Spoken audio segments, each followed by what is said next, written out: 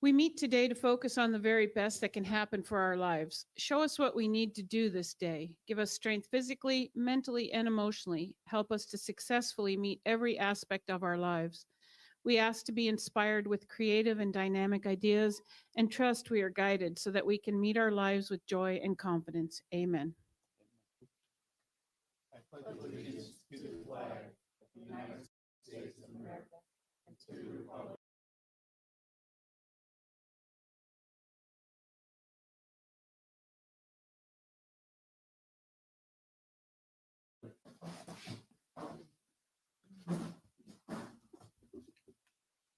Before I ask for approval of the final agenda, there's one item that um, has pulled itself, they pulled it from the agenda. It's the public hearing aid ordinance 23-07, the rezoning of 2545 and 2555 Estero Boulevard.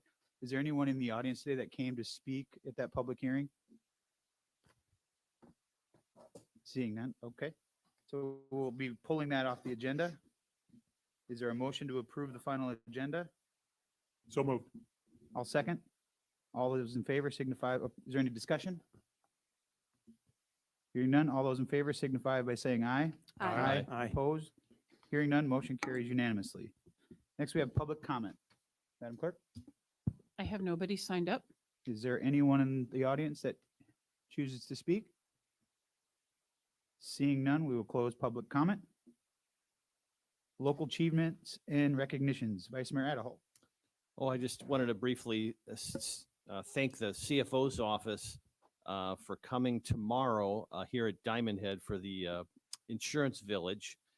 There'll be about 10 to 12 companies here. They'll have a representative as well as the insurance regulators from the CFO's office of the Florida Office of Insurance Regulation. I encourage people to come. If you're working with an attorney and or an adjuster, I would encourage you to consult with them before you come and either have them join you or again just have that consultation. The representatives of the companies, I'm told, are there to make decisions and try to help people. They've been empowered. This is what I've from villages that have occurred around Southwest Florida. I wanted to thank the district director. I've been in touch with him for the last month, encouraging him to have one here in Fort Myers Beach, and they were very responsive in doing that. I would also say at over 6 months since the hurricane, if your claim has not been paid, that is not normal, and it is a very serious situation. And so if you are concerned about how you've been treated by your insurance company, I encourage you to come to the Insurance Village and file a complaint with the regulators at the conference, because the more complaints that an individual company gets, the potential likelihood that they would potentially have a market conduct exam against their claims paying procedures could occur. So the complaint process does have an impact, and certainly at a minimum, it can get you in touch with your insurance company, particularly if they're not represented at the village tomorrow.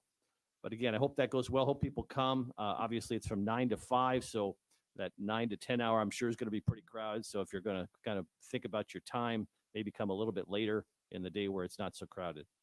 That's all I've got, Mr. Mayor. Thank you.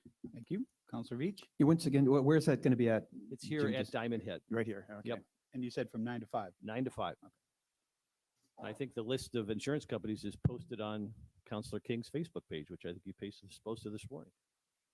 And it's also on the town's website under town advisories. Yeah, I'll just shout out because I know that the LIPA site, they recently put up post Ian pictures, and looking at the immediately post Ian pictures and the recent ones, I just want to have a shout out for the crews that are out in the mangroves cleaning up the debris, because it's extraordinary what they've pulled out of there. It really is looking so much better. Councilor Woodson.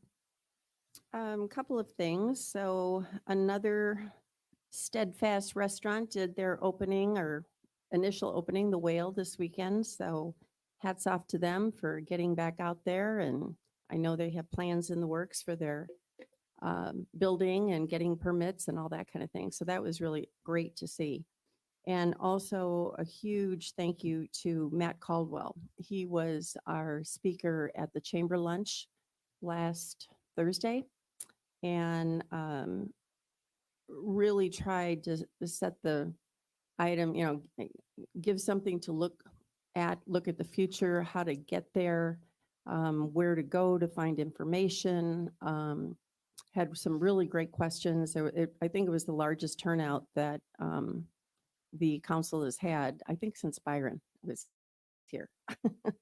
Or the chamber has had, rather, since Byron was here. But it was a great meeting, and thank you to him. Anything else? Not yet. Counselor King? A couple things. Since we last met as a council, I attended the reopening of Mound House along with Councilors Veach and Woodson. And I wanted to thank Mom's Restaurant for the cinnamon rolls. They were delicious. And Mojo's Coffee Cafe for the coffee and the bagels. Also, I thought it was a great idea that our interim town manager, Keith, held a staff meeting, I think the next day there. I thought that was a great idea. Also, to touch on what Councilor Woodson said about the chamber luncheon with Mount Caldwell, one of the key takeaways for me was the refund rebate of your property taxes is been done as of April 3rd.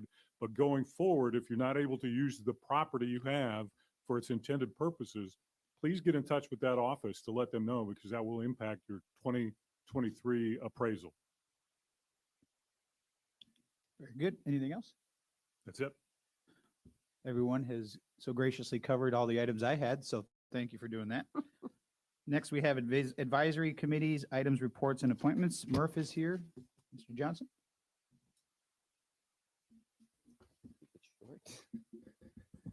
Morning, Mayor, Vice Mayor, Council,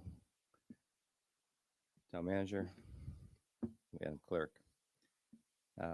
Murph got the band back together here and actually was able to hold a meeting on the 12th of April. And we wanted to give you Now, a quick. Steve, we've got, nobody's actually said what the acronym stands for, and we have a new town manager sitting behind you, so you might want to say what MRF is for anybody who might be watching and for our new town manager. Okay, as updated as of last year, it's Marine and Environmental Resource Task Force Advisory Board. Thank you. You're very welcome. First sheet I had provided is really just the two recommendations came out of that meeting. The first was a recommendation to direct staff to complete remedial projects. As you know, advisory boards, well, as town council people as well, can't direct staff. We need to work with the town manager.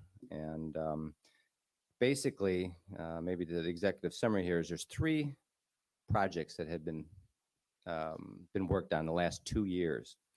One was a landscape and vegetation management ordinance, basically a modernization of the existing ordinance, and primarily the focus was on restricting invasive species, not existing, but stopping the people from actually planting them.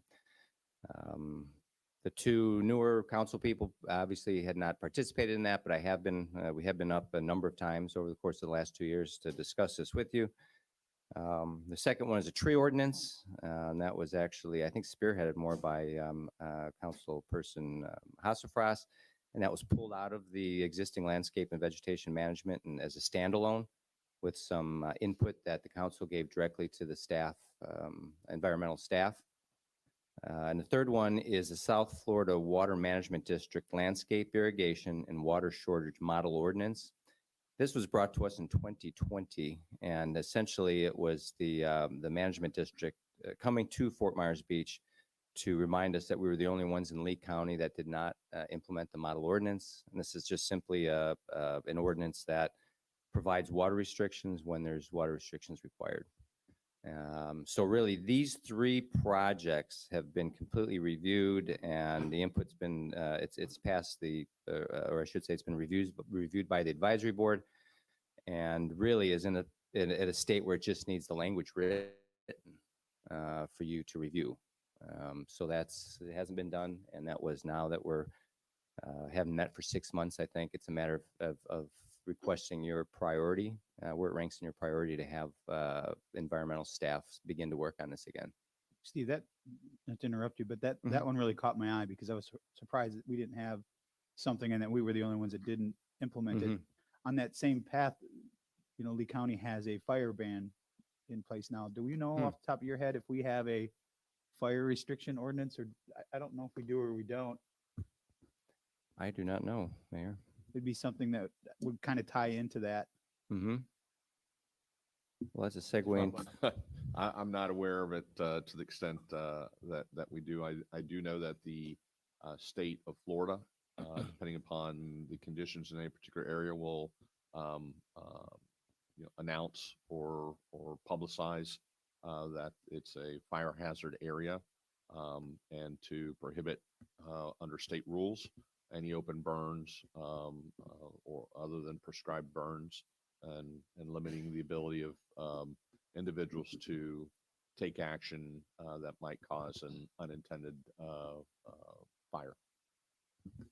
I'm just curious if it, with the water and the fire, if it has any, if Lee County has it and the state has it, is there a need for the town to have it? Or, I mean, if Lee County says there's a water ban, or if there's a fire, does the town necessarily need to have an ordinance in place?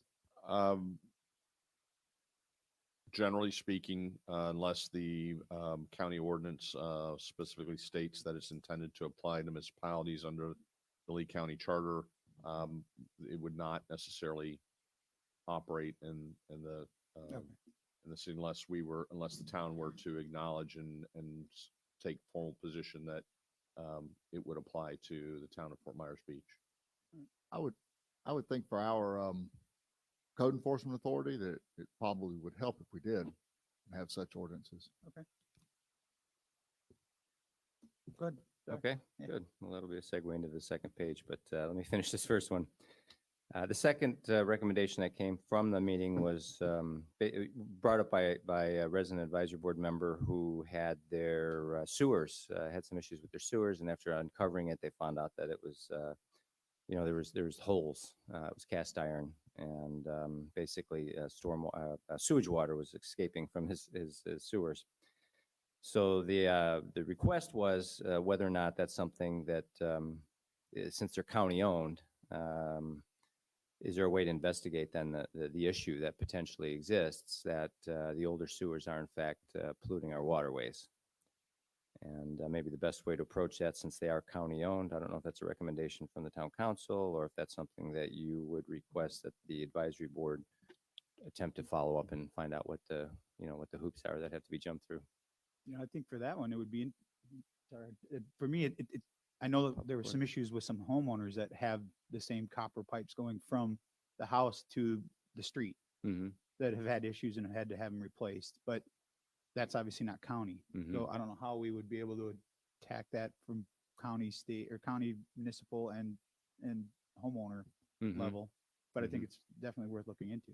I remember Key West was basically mandating people go and replace that sewer line that goes from the house to the street, because they were getting a lot of leakage and they were measuring the effect on the water. So maybe there's an ordinance, maybe we can look at Key West ordinance and see if that's a good starting point. Yeah, I know there's been some patching, they find the hole and they patch it with the rest of the cast iron, but if you don't, it might be a good idea if you're rebuilding your house to start there underground first. But We've in the past, I've done an upper lateral project similar to that.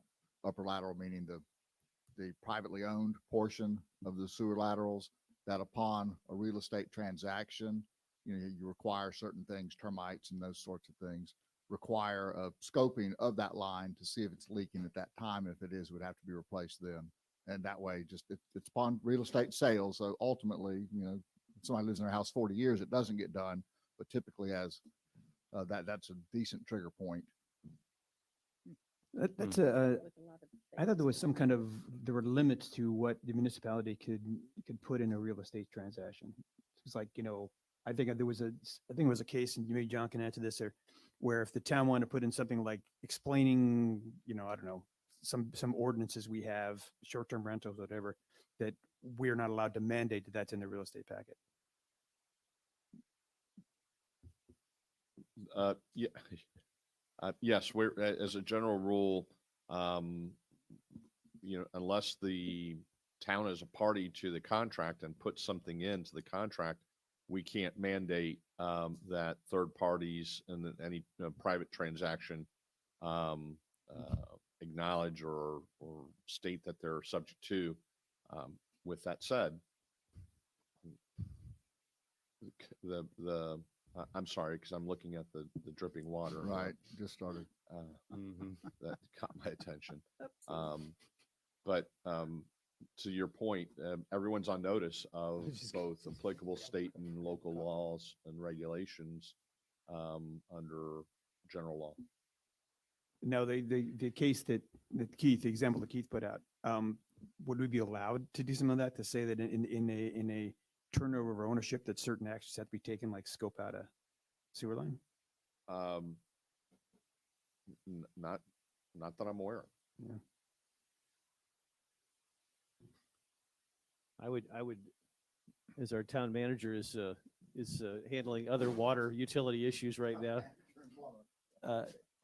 I would recommend that we have our utility director, who has a good relationship with Lee County, to discuss the sewer piece of this puzzle with Lee County and see if they could, I assume they came out after the storm to do an initial inspection, but they have, make sure that they come out and do a thorough inspection of their lines. I know it doesn't necessarily get to the home always, but at least they could examine the overall infrastructure to make sure there's no challenges. And that would certainly be something that they would, I would think they would want to do.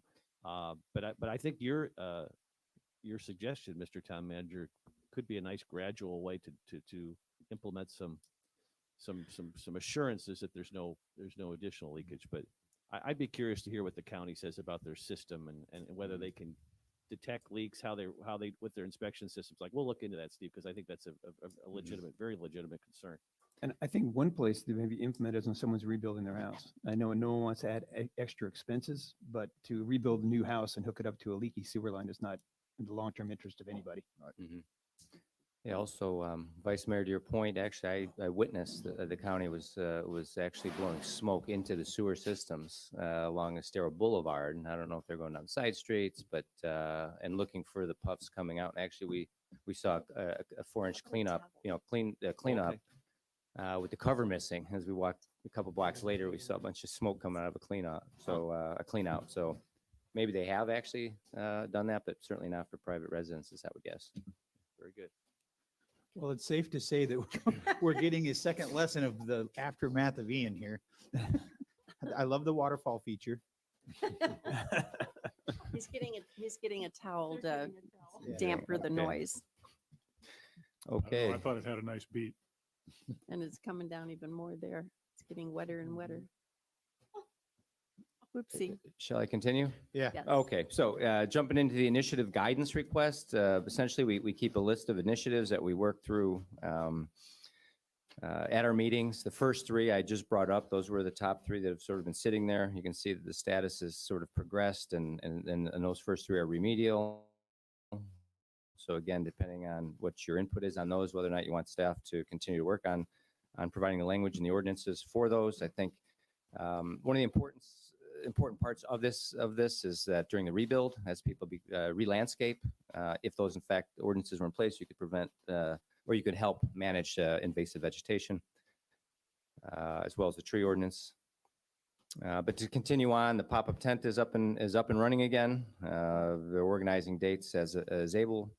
And a quick shout out to Beach Talk Radio listeners that contributed to the Amazon wish list that they put together to re-inventory the list. And really a lot of the heavy lifting was done by Jason Ingram at Mingaritas, who had contributed quite a bit to get the pop-up tent going again. Dark Skies, the model ordinance that we had considered is still pending. The MRF pamphlet, it's based on really finances. That's not a priority. And last really is just maybe a little bit of good news is that the Big Carlos Bridge Rubble project that we were sort of staying abreast of is actually complete. The county has supported the request to use that bridge rubble to create a new artificial reef off of Fort Myers Beach. So that's, I think, terrific news. Steve, do you remember how far that reef is from shore? You know what? I don't. I think what they were looking at was the Edison Reef because they already had permitted ledge there to actually place it on. You know, they won't just put it anywhere because it'll sink down into the sediments. They have to put it on some ledge rock, and they had extra space around that. And that's about, I don't know, 15 miles or so. It's in 45 feet of water, the Edison Reef. But I think that's where it's going. So it'll be significant distance from shore then. No, 15 miles or so. It's not too bad. I mean, we're not going to run into it when we're swimming, I guess. No, I don't think so. No, especially you. I don't know. You're usually right next to the shore, staying away from the sharks. So also, is any anything we're missing here? There's other things that had come up during the meeting that we didn't add, such as I know that rebuilding the accesses that had really all received severe scouring, whether or not that's something we might be able to opine on as to maybe a serpentine walkway to avoid that straight perpendicular access. I know there's dunes that are considered to be put at the end of that to sort of protect that. I don't know if just the environmental staff is working on that, or but that's one issue. We know that's outstanding. And also the other thing that had come up during the meeting really was the post-storm damage that's occurred. I don't know if you're aware of some of the issues that came up with the mangroves. I mean, that's a big one, actually. I think those folks will be seeing the magistrate this week. But some of the the activities are going on the beach right now that aren't permitted, with regards to box blading and shaping and doing things for private residences.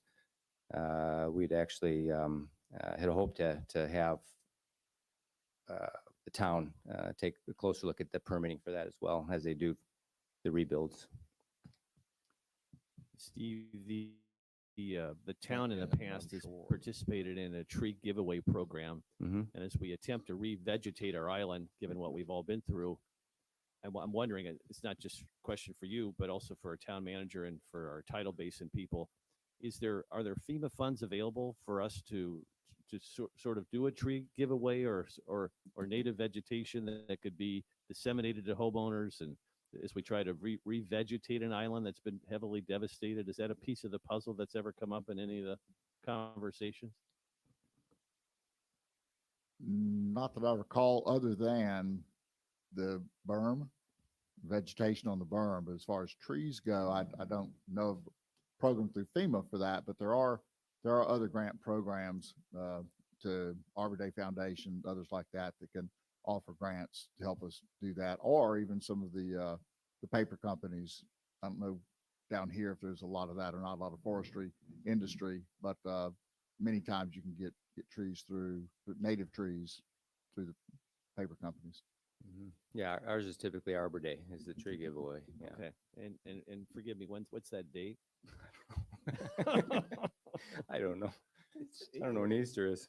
National Arbor Day has a different date than Florida Arbor Day. National Arbor Day is May, a date in May. I think the Florida Arbor Day is more in January. Was Murph involved in that program before? Do you remember, Steve? Sure, absolutely. Yeah, this Okay. past year we gave away, I think there were orange geigers and maybe a mahogany or something like that. I forgot what the second one is, but yeah, absolutely. And those were donated by? Those were, yeah, they were, yeah. Okay. And I can't recall who actually donated them. Florida Arbor Day is April 28th this year. Okay, very good. 28. Okay. Good, we'll get that on the calendar in case I'm asked again. Good. Any further guidance? Anything that should be on the advisory board's agenda? And just so that we know, it's the same date for national. Oh, good. Man, got it wrong on both of them.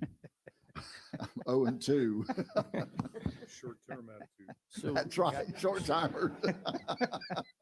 so since there really isn't a natural advisory board for this, Florida Arbor Steve, Day, if you not guys, would you natural be interested in making recommendations for the, like, revegetation of the island, particularly the public areas, the right-of-ways, the Estero Boulevard?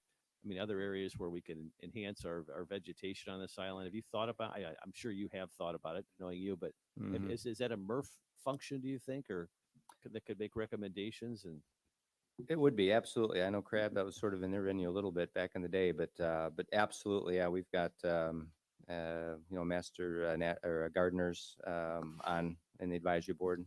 Rose Larkin, she's always promoting native plants and is quite learned of the plants that should be planted. So we would absolutely love to do that as we build back. it just looks pretty grim out there. And I don't know if I know that when the county gave the town a lump sum to maintain the right-of-ways on Estero Boulevard, Mhm. and I don't think that was ever really fully expended. I think there was a few sort of trial areas done. Counselor Veach could maybe correct me on that, but it seems like there's still a substantial pot of reserve funding for vegetation on Estero. And it seems like this might be the time to kind of rethink that and maybe be a little bit more, more bold on that front. But just food for thought.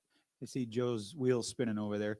It was between, I think, $800,000 and $850,000, somewhere in there, that the county gave to the town to handle the vegetation of Estero Boulevard. And that included not It's only only implementing it, 80,000, but I it thought. was, No, it was Yeah. 800,000. It was 800 and yeah, some big thousand, chunk, yeah. but also to maintain it. So it was it's kind of an open-ended Yeah, thing. it was here's a check, you're on your own. Yeah, there's a short section, I think, along Estero Boulevard where they planted 2 species of ground cover. And Bill might be able to. Yeah, I think in the recall, 'cause north, there's- you know, but it's not, I mean, people have ideas, you can put trees in it, but of course we have 8 inches of dirt there. But it, But it would be nice to know what is left in that bucket. I don't know what account it ended up in, but just another thing you get to try to find. Okay, we'll take it. Anything else, Steve? Nope, that's all. Any other questions for Steve? Thanks, sir. Thank you, Thanks, Steve. council. Yep. Next, we got a presentation from Crowder Gall. Barton?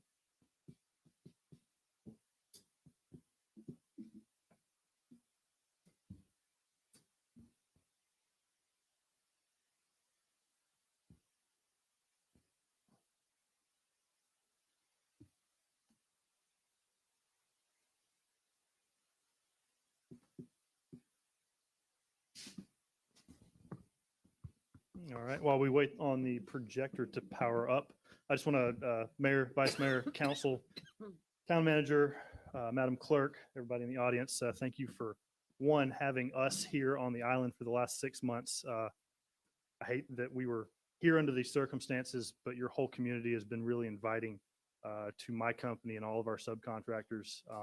And it's been a real pleasure. Barton, just before you go on, can you say your name for the record? Oh, sorry. Barton Holmes. I'm a regional manager with Crowder Golf, the town's debris contractor.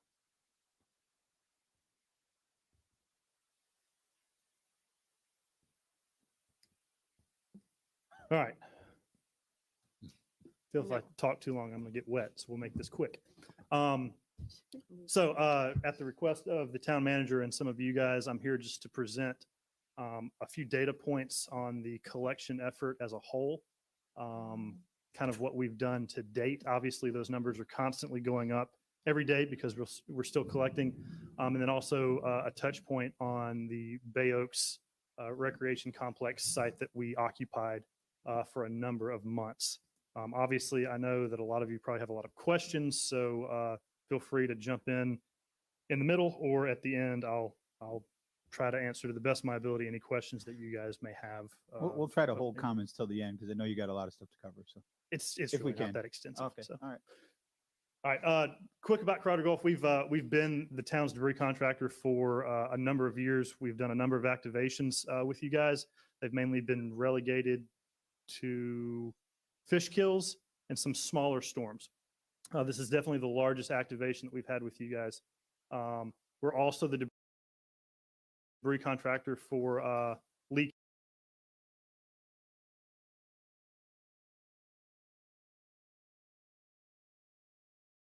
County neck of the woods. I'll go ahead and touch on Bay Oaks. Could you just, and I'm sorry, Mr. Mayor, but I just wanted, could you sort of set the table a little bit for folks who are watching? Yeah, In other words, how did you guys How come are we in in the mix? and how are you funded? Yeah. Versus federal, state, county? Just kind of give us that backstory, if you would. I think that'd be interesting.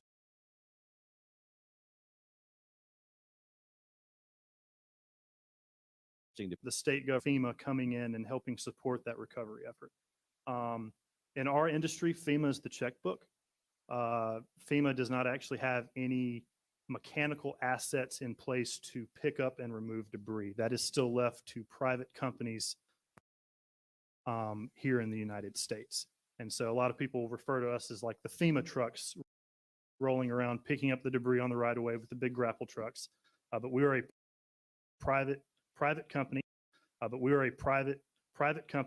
Ultimately, we receive funds that start at FEMA and then trickle down to the state and the local level. contracts that are pre-positioned or pre-bid, pre-procured on a blue sky day. And so those contracts are in place. So then the day that Lee County or Fort Myers Beach has a catastrophic debris producing incident, then that locality can immediately issue a notice to proceed and activate and execute that contract with pricing, scopes of work, and everything like that already lined out.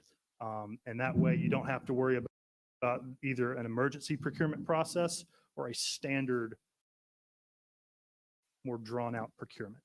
And again, through FEMA and every state, there are different criteria that that's kind of the model for a lot of coastal communities. So the town already had a contract in place with Crowder Golf? Yes, sir, that's correct. The current contract actually was bid about 5 years ago. And then how does that mesh with Lee County, the state, and the feds? Are we all in concert with each other, or how does it work? Kind of. So the town had their own separate contract.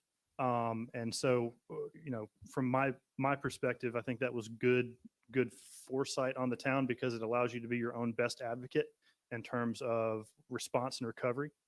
If you were to fall under, say, the county's contract, or if the state came in and assumed everything, you would be one cog in that wheel, but your decision making, theoretically, you guys would be in the driver's seat with that and be able to control the operations of everything. Again, the city of Fort Myers has a separate contract. The village of Estero has a separate contract. The Bonita area, Lee County unincorporated, has a separate contract, and we hold all of those as well. So it kind of is beneficial for the whole area, just because we were present in all areas. There wasn't a lot of overlap between different companies and entities. And so the town submits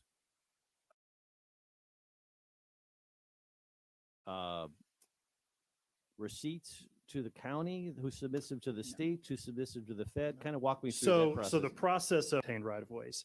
The other part of that that is mandated by FEMA is a monitoring company, which is basically like an instant third-party audit to ensure the data collection side of what we're doing meets FEMA's reimbursement standards. And so all of that, when people talking about the ticket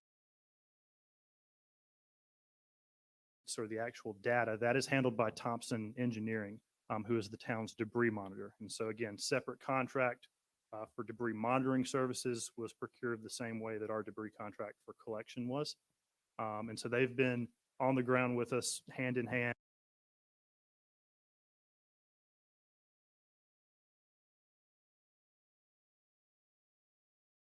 And that's, we're doing, that is the actual debris monitor.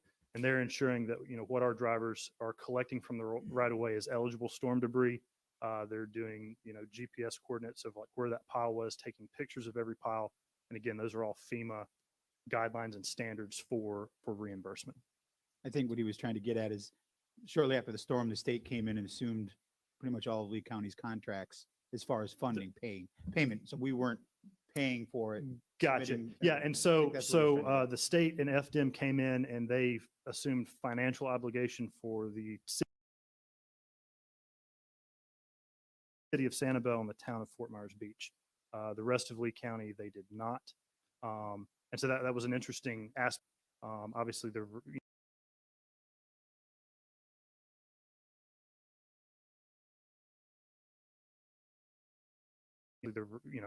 it was a learning scenario for everybody, but again, kind of on the back end of it, we all got the job done as a team, and so that's what That's what very matters. helpful. Thank you, Mr. Mayor. That was what I was trying to understand. Sorry, I better. didn't know No, which, it's okay, 'cause- which rabbit hole we're going down. That's fine. Nobody would ever think that collecting debris would be so logistically No, complex. That's but good background though for your presentation. we found a way to make it. So, real quick, back to Bay Oaks, and then we'll talk about storm numbers. This was an aerial shot taken October the 2nd with a drone that shows the state of the complex before any debris collecting activity started.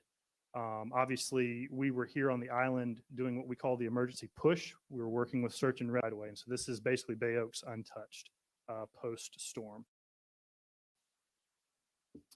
By October 31st, we had started debris collection operations.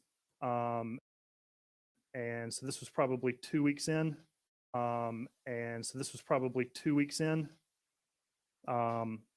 And as you can see, one of the baseball fields in that back area where the playground and the tennis courts were, has debris on them. The smaller field that's closest to the now temporary town hall complex, we only used for vegetative debris. And we never had any really expand, but the piles got high.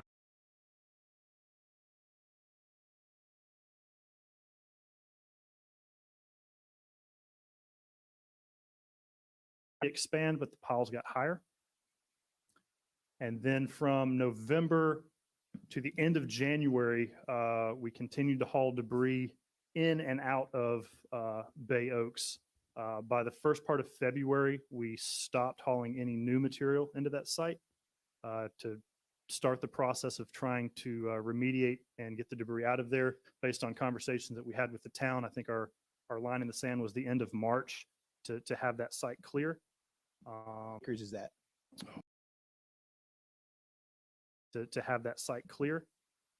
Acres is that? I think the whole complex is like 12 or 13, but Our footprint was less than 3. really? Yes, sir. It was not a whole lot. And again, for people that are nerdy on logistics like I am, the footprint of that site is obviously a lot smaller than we would typically want. Obviously, it's an island though, and green space is at a premium. And so the challenge logistically was to be able to haul in a lot of debris, but also at the same time, very quickly, landfill, which is way far north, while Lee County reopened Gulf Coast landfill. Once Gulf Coast reopened, that gave us a much closer site to be able to haul this stuff to its final destination, and that allowed operations to pick up a little bit. Can you solve one of the big mysteries, I think, on the island, maybe folklore-wise, is that what was the whole purpose of this exercise? In other words, did you have trucks that were smaller that picked it up initially and dumped it here, then larger trucks took it off? What else determined that came to Bay Oaks versus Lover's Key? Give us a little background on that. So the math as to where debris went, whether it was Bay Oaks, because initially Bay Oaks was our only debris site on the island because the Big Carlos Pass Bridge was closed for the first month or so. So the Lover's Key site was not in play initially. So initially this was it. In terms of separation of the debris, you'll hear us refer to vegetative debris, which is obviously, leafy green material, logs, trees, sticks, things like that.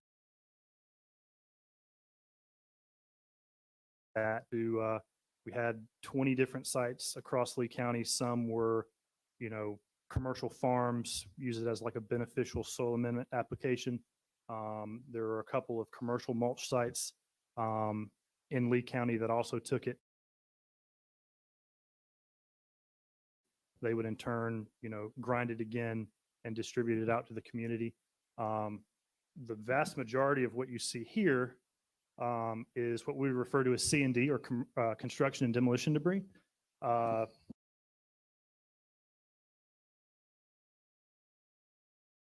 That was separated out, but the vast majority of it through those piles and on the side of the road, we would segregate out white goods, so anything with Freon or refrigerant in it, and then also household hazardous waste, so anything that can't go in the landfill, paint cans, acetones, things like that, and then also e-waste, any large electronic goods, those were separated out as well. So then the circuit boards and everything on those can be recycled as well. You did all that at Bay Oaks? Transfer yard just off of Safety Drive near Summerlin. But it was all done fairly close to here. And Yes, then sir. once it came to Bay Oaks and was sorted, then it would go off island in a different truck? Yes, sir. So if you can see the laser pointer, that truck right there is one of our debris trucks, one of our trucks that collects from the right away. It's the one with the big grapple on it that actually picks it up off the ground. So those trucks would collect it from the right of way and then transfer it into the larger piles. Then debris would be mechanically compacted and reduced there in the site and then loaded up onto that truck. And that would be what would actually haul it to what we would refer to as the final disposal location or the landfill.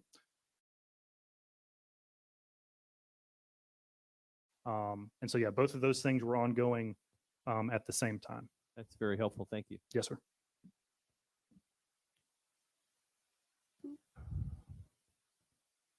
But again, I took the shot yesterday. We're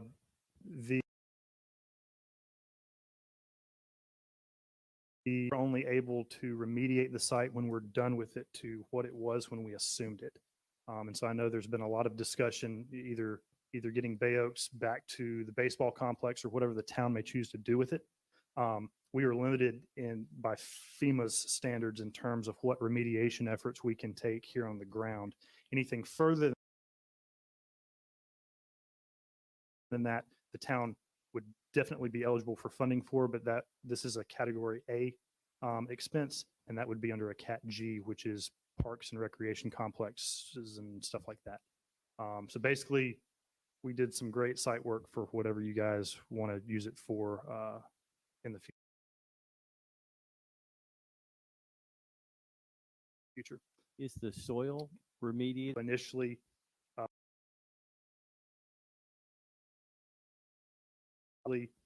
when this was all starting,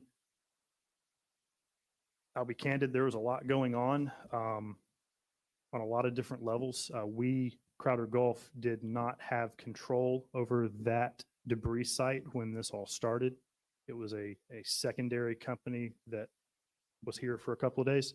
And so we did not actually start peeling off material. So there, to my knowledge, is no baseline soil sample from that. Now, in my opinion, in our industry, that's not that big of a deal because you would want your baseline soil sample to be like a blue sky day soil sample to actually, what's really there. After the hurricane, obviously there was, 6 inches to a foot of silt. Thompson Engineering, they have already taken the post soil sample, and I believe we're awaiting those results. And that panel is it's like a tri-panel of like 100 different VOCs and things like that. Again, I'm not an environmental engineer, but it's an extensive list of hydrocarbons and VOCs. If those results come out and they're still troublesome, is that your responsibility then to remediate, or will that be a following company? Yeah, no, if anything comes back outside of the prescribed limits by the state of Florida, then we would remediate that here, like right now while we're here. And again, typically, that's not an issue that happens. People think that down about a 2-foot layer of mulch on top of that ground. So then all the construction demolition debris wasn't actually sitting on the soil. And again, that's usually a pretty good effort. We typically don't have any soil samples come back outside of the limits, but we're awaiting those, and obviously, we'll adjust our target Thank you. depending on those. All right, so numbers, and this is as of yesterday. Obviously, we're continuing to haul, so these change every day. But for these, when I refer to Fort Myers Beach, I'm going to include the town portion of it as well as the county maintained portion of Estero.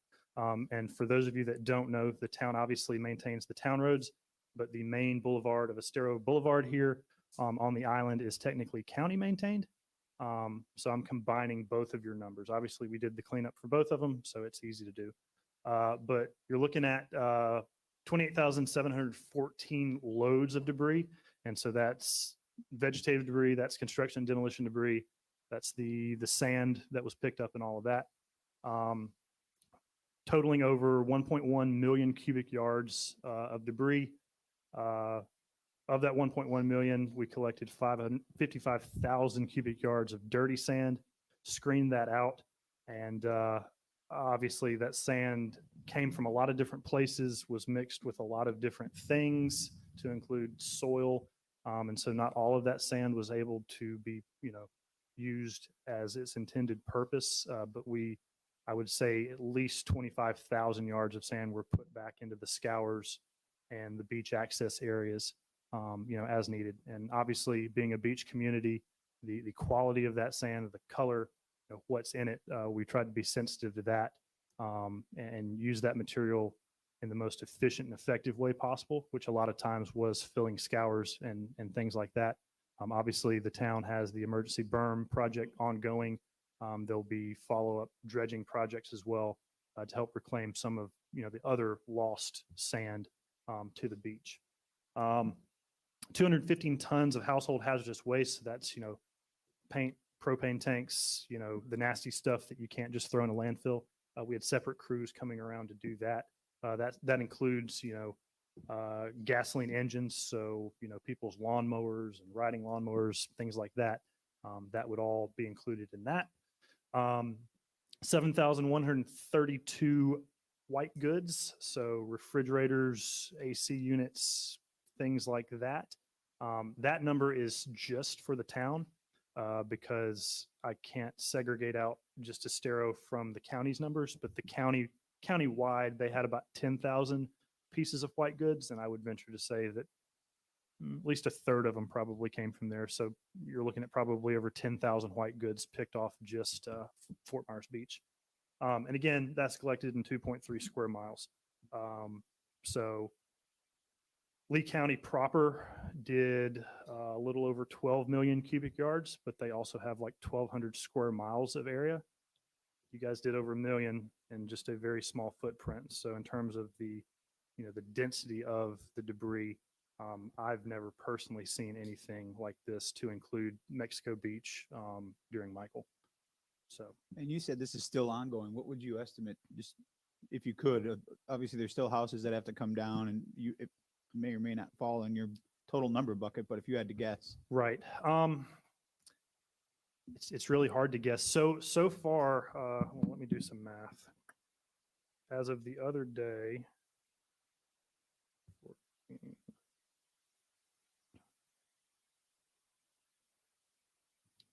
All right, as of the other day, there had been approximately 32 million cubic yards of debris collected in the state of Florida generated from Hurricane Ian. Of that 32 million, about 13 million of that came from Lee County. And then of that 13 million, a little over 1 came from the town of Fort Myers Beach. So again, for one community to have that lion's share of a number like that is significant. Did you also have Sanibel? Yes, ma'am, we did. Do you know, I mean, Sanibel's a different animal and obviously different makeup. They collected a little over 2 million cubic yards of debris, but I would say 2/3 of that was vegetative debris because obviously their canopy is a lot thicker over there. So while you're only separated by about 5 mile straight line distance, the effects of the storm and the collection effort couldn't have been more night and day. But yeah, no, they were a little over 2 million. But again, most of that was because of their canopy. Their construction and demolition number was much lower. So, any other questions about numbers or anything? I've got a cool spreadsheet right You there. just said, I just want to make sure I clarify what you said. So you've been in this business for how long? 8 years. And you say you've never seen the The- density of debris? The Is that concentration of debris or destruction as I did here. Yes, sir. Thank you. And just another question. So what is the ultimate destination for this debris? I mean, the stuff you said, the construction debris, is that going to sit in a landfill forever, or is any of that incinerated? I believe Lee County, and again, it depends on where we take it. I believe Gulf Coast does have an incinerator program. I'm not sure what percentage of this is going through that, but typically, yes, sir. The vast majority of the not recyclable construction and demolition debris, its destination is a landfill. Yes, sir. And are the white goods, are they easy to recycle or are those? Yeah, once you do the refrigerant mitigation in them, it's basically just scrap metal, and so those are baled and recycled that way. Yes, sir. And the other question, are you seeing any problems with illegal dumping on the island?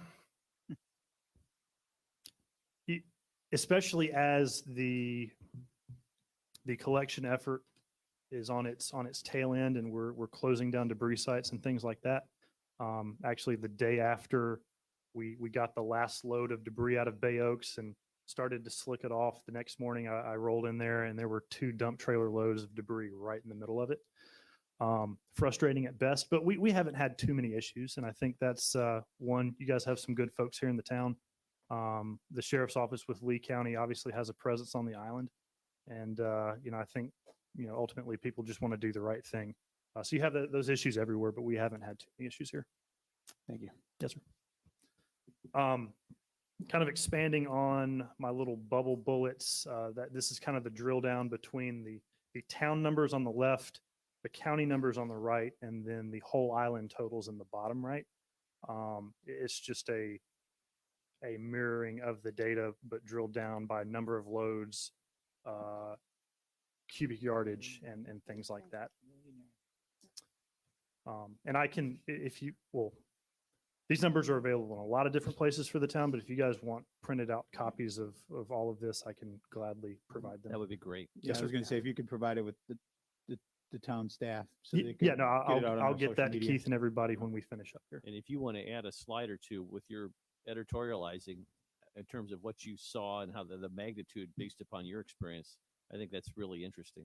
Absolutely. All right, in terms of data and information, that is all I have. I know there may be a few other questions or touch points in terms of our debris operation from this point forward. I'd be Yeah. happy to That was going to be my to first answer question. those to the best of my ability in this forum. But yeah, no, again, I appreciate you guys giving me the opportunity to come speak to you. So just, I'll start just with a Go right couple ahead. quick, because I'm guessing we all have the same question. The right-of-way debris cleanup, that has ended, correct? So I guess what I'm trying to say is you're no longer allowed to push your house out to the right-of-way to be picked up. Right-of-way debris pickup has been extended by the state for the town of Fort Myers Beach at this point. So we still have trucks operating on the town streets to collect eligible storm debris that has been pushed to the right-of-way. That has been pushed or will be pushed? If it is there for the next 30 to 60 days, we don't have a firm cutoff yet, but if it is eligible storm debris on the right-of-way, then we are allowed to pick it up. But No, did regardless of when it got there. Okay. I heard that they had to have already signed up for Ian debris cleanup. So That's a different answer. the convoluted part or the different part of this activation is there are kind of 2 ongoing debris missions. One is the town's pre-event contract with us, and that is for right-of-way debris only. When the state came in, they created a private property, commercial property program that was a separate bid. We are a contractor in that. We have the rest of Lee County for Ian debris cleanup. So all the private property demolitions and everything like that. But Fort Myers Beach was given to another contractor. And so while that program is still ongoing, I can't really speak to their operation here on Fort Myers Beach in terms of the private property debris removal and the demolitions that are occurring here on the island. So just to kind of clarify what you just said, you guys are still doing the right-of-way. Yes, but sir. the other company is doing the Ian debris. cleanup. Correct. So this is kind of where I'm getting concerned. Mhm. With the concrete part of the house. My understanding is if they come in, the other company tears down the house, hauls away the debris, but not the slab. The slab then gets broke up and pushed to the right of way. Is that on the other company or is that on you? That's a gray area that we've had discussions about, and we will get it. If it's on the right of way, we will get it. Okay, that leads me to my next question then. The right of way on Estero Boulevard, obviously that's not the town of Fort Myers Beach right of way. Correct. There's, as you know, plenty of concrete piles up and down Estero Boulevard. Is there any talks with the county as far as getting that picked up, or is that something that maybe we need to do from our side to try to help get that done? I know just in general, obviously, there has been a lot of discussion about the county maintained portion of Estero. To date, we have been instructed to not collect any more on Estero, but obviously that may be a touch point that the town, if you see fit to have that discussion. Yeah, well, I'm concerned because if I signed up for Ian debris cleanup and it gets picked up, but then the rest gets pushed to the right of way, it's kind of sitting there in limbo. Correct. Yeah. No. And again, we kind of have the phrase, every storm is different. Ian was definitely different. And, as all parties involved work through those challenges and logistics, I'm confident that a fix will be had. Go ahead. I want to clarify one additional point that the mayor was talking about. And we're very thankful for this, by the way. And you're making news this morning when you say that right-of-way pickup has been extended. Do we know if it's 30 or 60, or is it sort of, we're just kind of seeing how it goes, or It's not my decision. what are they telling you though? I have not seen a definitive end date. I will say that through the state, that the town's contract with us was actually slated to expire in a week, and that has been extended another 60 days. The town is currently in the process of procuring, a new debris contract, but the current one under the current scopes of work has been extended 60 days. So you feel comfortable this morning saying that the right-of-way pickup has been extended 60 days? Hopefully, again, it's all subject to change. Yeah, I'm not trying to but- be, I'm just trying to get a sense of what you're comfortable saying. Yeah, absolutely. And to kind of put it in perspective, in terms of like the amount of debris that's being removed from the right of way, October, November, kind of at the peak of our operation, we were removing between 25 and 28,000 cubic yards from the right of way a day, with over 37 trucks, was our peak number here on the island. Today or yesterday, we removed 300 cubic yards from the right of way. And that number has stayed about that level for the past month and a half or so. So in terms of what we would refer to as the debris curve, we're definitely on the tail end of that. In terms of kind of the way we look at it, this is, whatever date that we are sunsetted on this, we just want to make sure that the right of way looks as good as possible, for the folks here. And so if I'm on one of the side streets, not on Estero, but if I'm one of the side streets and there's still debris pushed out to the right of way, are you broken into districts? How does anybody? We have it zoned out, but again, just because of the concentration and amount of what I will say eligible debris that we can pick up right now is much scarcer than it was. We've amended our zones, but yeah, no, there's a method to the madness. And so what I would say to folks that, might have debris in their yard, and they're like, what's been sitting there for 3 or 4 weeks or whatever, I would ask them to please continue to be patient. They have not been forgotten about. We will get it. And again, the method to our madness, it might be, a large pile of concrete. Well, we don't run, just because of logistical considerations, don't run those separate concrete trucks and workers every day. We run them like every 2 weeks once we've identified piles of concrete, so we can be effective in our pickup. So it may be a different debris stream as to why, it's been sitting there, like, we collected it at your neighbor's house, we skipped yours or something like that. Since you have this great forum to talk to the residents directly, do you have any advice for them in terms of how they put their debris in the right of way that makes it more likely that it'll be picked up quicker? Yeah, I in mean, terms just of the how you same want it thing. sorted, how you want it placed. You know, the town's done a good job at messaging, but it's kind of, you know, echoing that, the same thing that's been said, you know, separate your debris as much as possible between, you know, the construction and demolition debris, any sort of vegetative debris that you have. We're not really seeing any more white goods or e-waste or anything like that out. But obviously, if they did, you know, separate that out so we don't have to pick through it.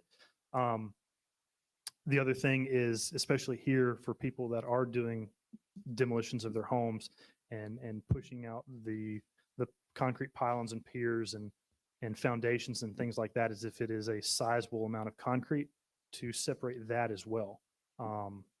So then we can just do it quicker. And because technology is so amazing, somebody is watching this, one of our residents, and he asks, the asphalt has been piled up at the end of Hercules. It was created when the stormwater pipes exploded. We put it in neat piles. Will it be picked up by the Crowder trucks or county when the sewer is fixed? Just asking if this is going to be picked up, or should we make arrangements? So asphalt, clean asphalt is kind of a different story. We actually, that is not within our scope of work. And so we didn't want to waste usable asphalt. And so we're working with Lee County DOT to see if there's an alternate use for that material. Could you make a note and check on that particular location at the end of Hercules. Hercules? Yep, Yes, got that'd it. be great. Thank you And- very much. And Barton, if you would, I just want you to expand a little bit because our weekly calls with Director Guthrie, please, Keith, correct me if I'm wrong, but he's made it abundantly clear that if you hire as a homeowner a contractor to come and tear your house down, that it's the responsibility of the contractor to take that debris away and not push it to the right of way. And he's been pretty adamant about that. Right, yeah.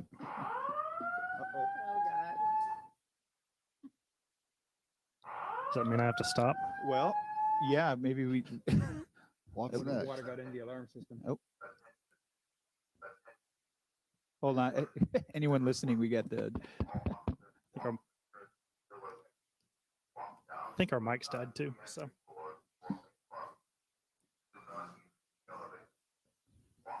Mr. Mayor, I have an answer for that whenever we reconvene. I think our mics are down. I think they're done. They are. Well, we have to evacuate. We'll take a recess until we can come back. Can we get one of those grapple trucks and pick us up and?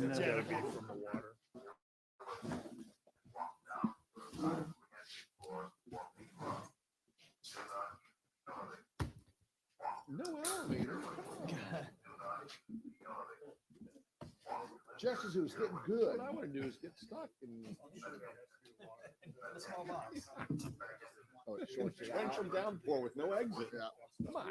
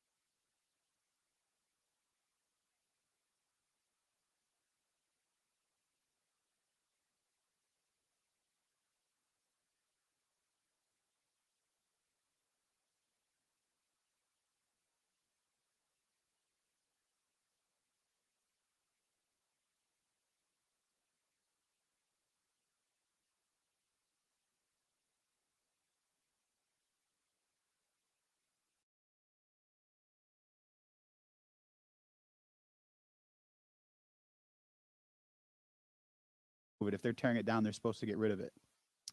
Is that your I- understanding? I could see how that would be a concern. What I would just caution citizens about is, if they hire a contractor privately to demolish their home, to check the scope of work in that contract that they have as to whether the removal of that debris is included in the price that they're paying.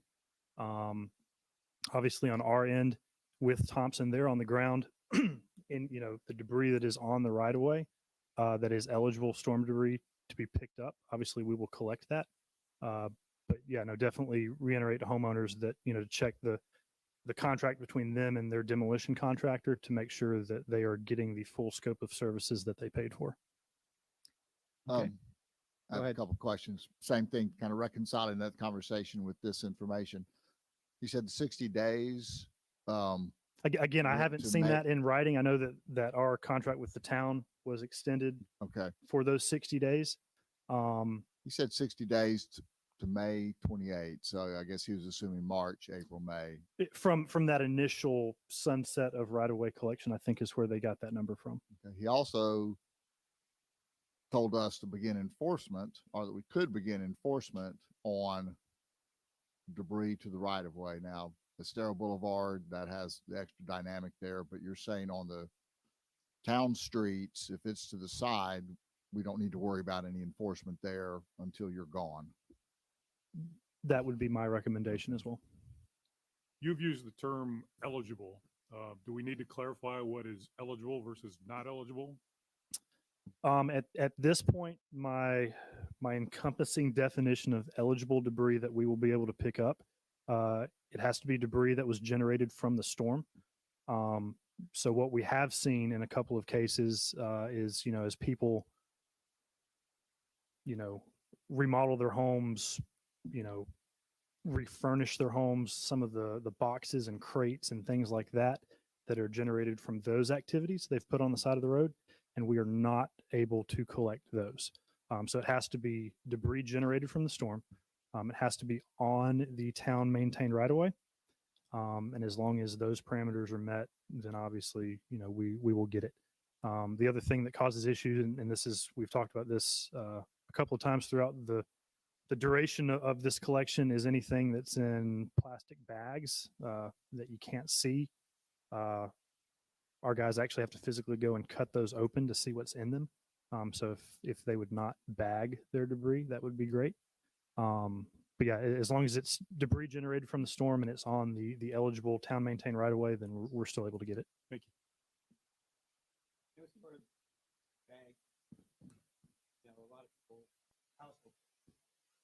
Correct. Yeah. So the contracting mechanism for household waste collection is obviously ongoing, has been ongoing. And so there's that trade-off. Sometimes you have, people's trash cans, bags on the side of the road. Our drivers try to use their best judgment. I mean, you can tell what's household trash and what is, storm debris, or, and a lot of what we saw early on was people, as they were like gutting insulation from their houses, they would put that in those black contractor bags. That was pretty easy to identify. So.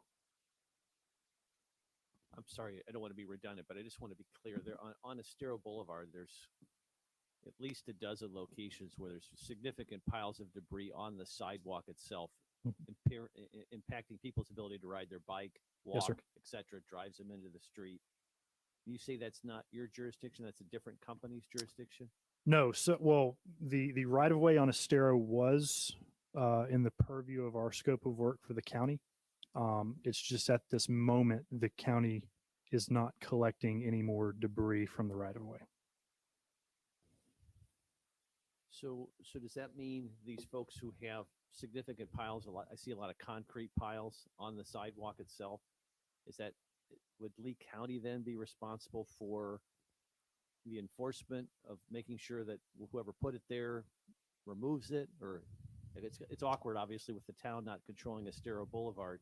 How do we free our sidewalks of Right. those Yeah. No, piles? it's definitely an interesting dynamic.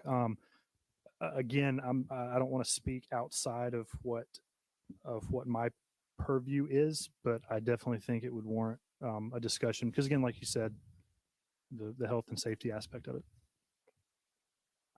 I'll ask a lighter question, but I'm fascinated by these people in these debris trucks with the grapplers. Who are these people and how do they live? Are they living temporarily? Where do they live and where do they come from? And So and again, kind of going back to an explanation of our industry as a whole, because a lot of people don't know anything about it, which is, so it's always nice to be able to educate folks. Crowder Golf specifically, we deal with obviously a network of subcontractors to help us come in and do the lion's share of this work, as does, every other company in our industry. Each company kind of has their own exclusive subcontractors that work with them. And so the guys that are actually the Creel brothers that are here on Fort Myers Beach, we've been working with them for years. They're a family owned and operated company out of Louisiana, just north of New Orleans. And some of the hardest working, best folks that you would ever meet in your life. These guys are staying and have stayed for the duration at the Three Oaks Industrial Complex off of Vallejo Road and 75. The county kind of gave us that parcel of land to stage all of our equipment and personnel initially. And so they've been living in fifth wheels and campers there at the Three Oaks site for the last 6 months. Working hard every day, coming back there, doing their thing, putting money back into the local economy and loving every minute of being here. So they're just great people. and they don't actually own their individual trucks then. They work for the subcontractor then? Correct. Yeah. These gentlemen work for Creel Brothers. But again, family owned company, great people. And so you have stories like that, across, the guys that worked for us doing Sanibel. He's 35 years old, owns his own company and doing very well, providing, for a host of people. So, I mean, just a lot of neat small business stories to tell. Definitely. I talked to a couple who were here, husband and wife, came from Mhm. and at the beginning of this program, they've always been there. Yeah. And I think it was just her life, traveling around with truck, bringing people money. He was a little bit pushy with her, I thought, or you could be spending all that time at it, but he did a great job. Yeah, we've asked you a lot of questions. Please don't see that as a reflection of our lack of appreciation. Oh, no, not at all. We're just trying, it's been Herculean, the effort that's been put forth for debris removal. We're thankful to the feds, the state, you all, the county, the town, obviously. And so if you could convey to your team, I had a home torn across right from where I'm living now. And these folks, not only is it a skill to get the grappler to get it into the truck, but they've got power lines right there, and they're literally hitting the power lines, just tapping them as Mhm. they go in. It's an amazing, and the dust and the stuff it's ginned up when they do this. It's quite amazing. So we appreciate their efforts. Yes, sir. Thank you. And I will convey that. One, I'm not sure if this really is perfect. So no more deadline sign.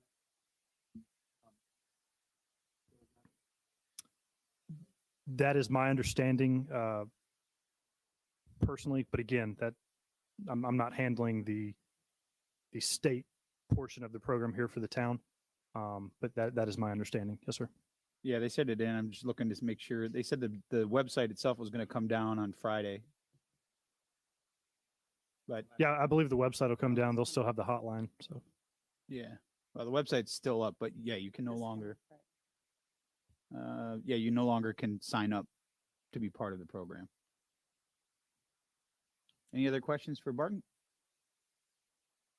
Thank you, sir.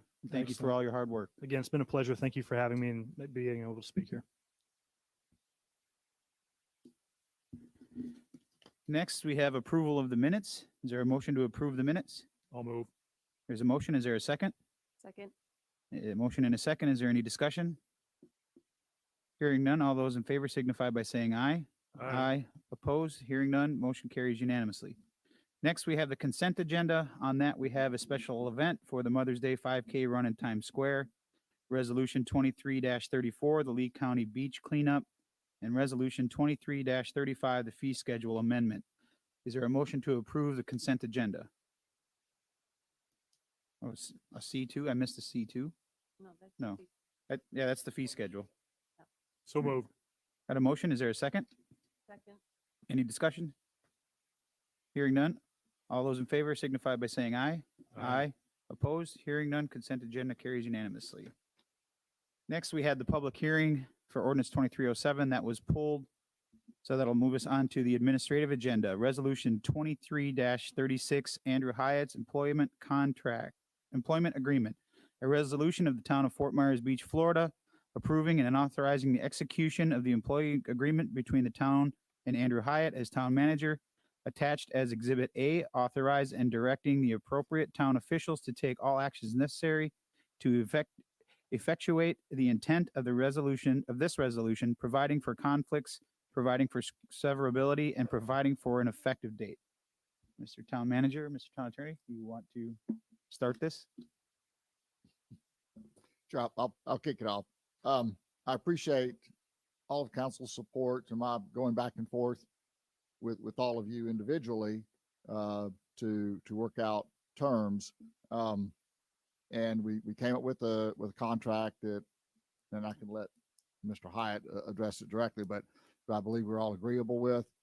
Then after, and that was late last week, after that, the point came up with regards to promoting longevity and the term of the contract being 1 year versus 2. So we've extended it, the terms, which is probably not in the draft that you have in your packet, to 2 years. And I spoke with Mr. Hyatt about that, and he was agreeable with that. Since then, there's been a couple of other edits that were made this weekend that probably are worthy of discussion. I'll pass that to John.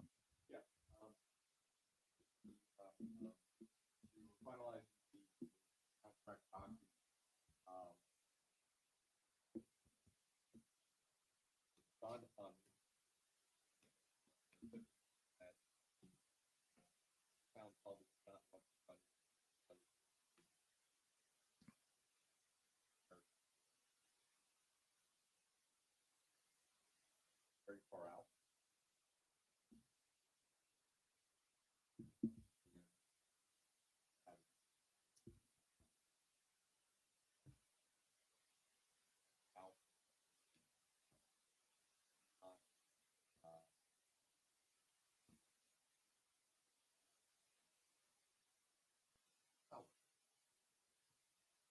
Put in similar to the prior contract, does give I'll write designate.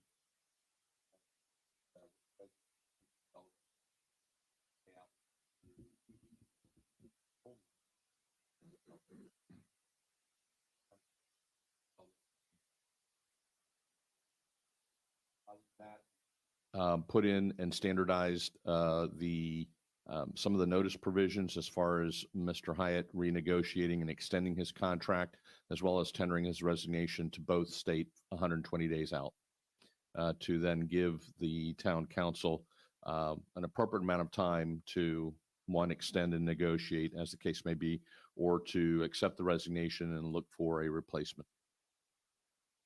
Okay, before we talk to Mr. Hyatt, is there any questions for the town manager or for the town attorney? I would just add that when I first looked at this language, I thought it may affect the 20-week severance, and after subsequent conversations, that's not the case. It really just deals with benefits and salaries from the date of stated resignation and accepted by council, so it doesn't affect severance. Any questions? I have a question. Yes, sir. Mr. Town Manager, I was going to read this, but the internet is struggling here right now.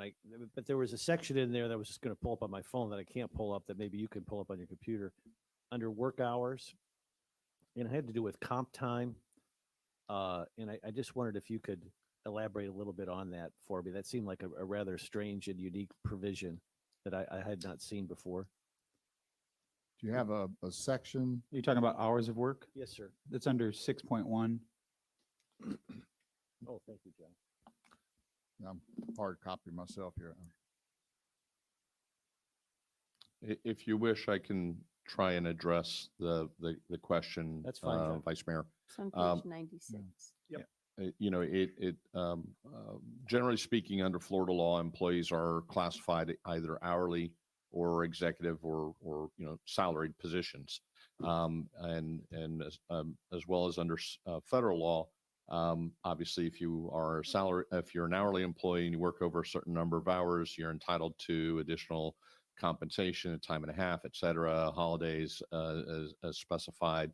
And similarly, if you are a salary employee and you work beyond a certain number of hours a week, then you're entitled to additional compensatory time off. And that's that section of the employment agreement just recognizes that fact.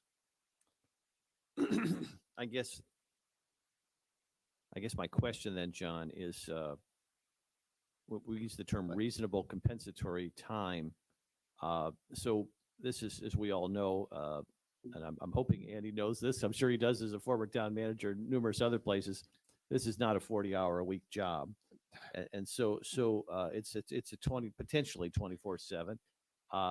And I guess, so are you saying that we've created a dynamic where everything beyond 40 hours, he's going to have to account for it and have an offset that would become like vacation time? In other words, would one be accruing just a ton of vacation time by working more than 40 hours a week, or how does that practically work from a practical standpoint? No, there's again, in our essentially for all department heads, and this is not contained, it's actually contained within our employee handbook or manual.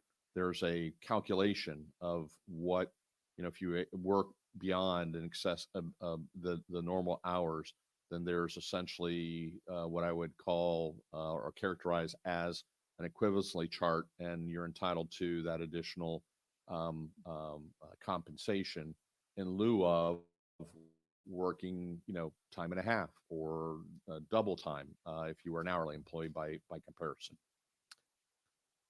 So again, having been in public service at a high level, and I never always worked more than 40 hours a week, never accounted for any additional time to be somehow rewarded with additional vacation or comp time.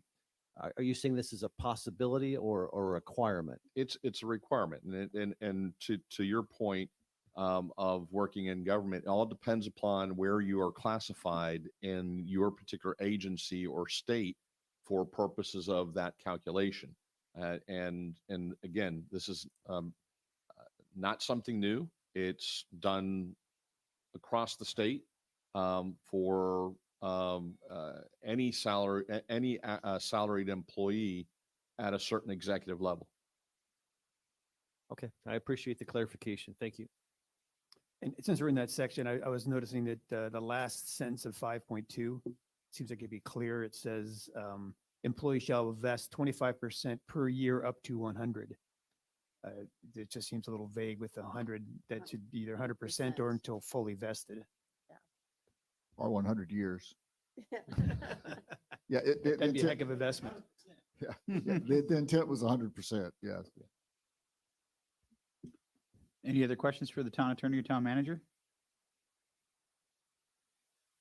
Mr. Hyatt, you want to come on up so we can talk with you a little bit?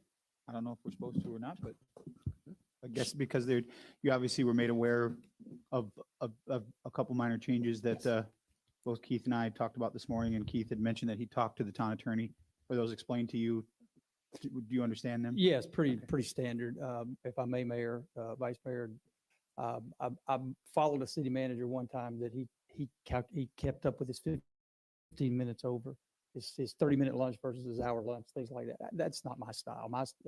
That'll be a rare thing that ever happens. It might be something I reach out to you and say, look, I'm going to be off tomorrow. I've got to leave early to run up to Jacksonville or something like that. It's not something I normally do. It's really basically mostly for other employees, for me to give them the opportunity where we don't pay overtime.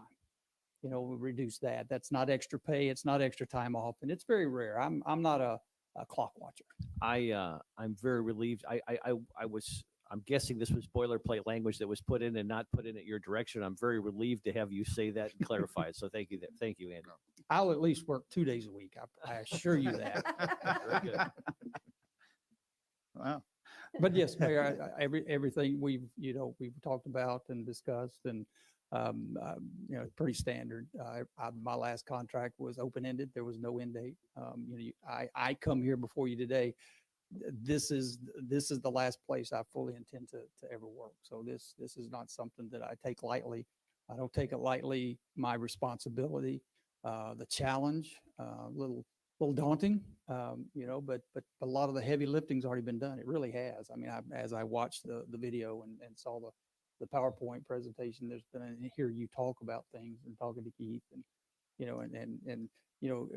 being brought up to speed where we are to this point. I haven't plugged in too much because, obviously we need to get the contract approved, but once that happened, I'll start plugging in a little more with Keith and making things, second nature and try to understand more.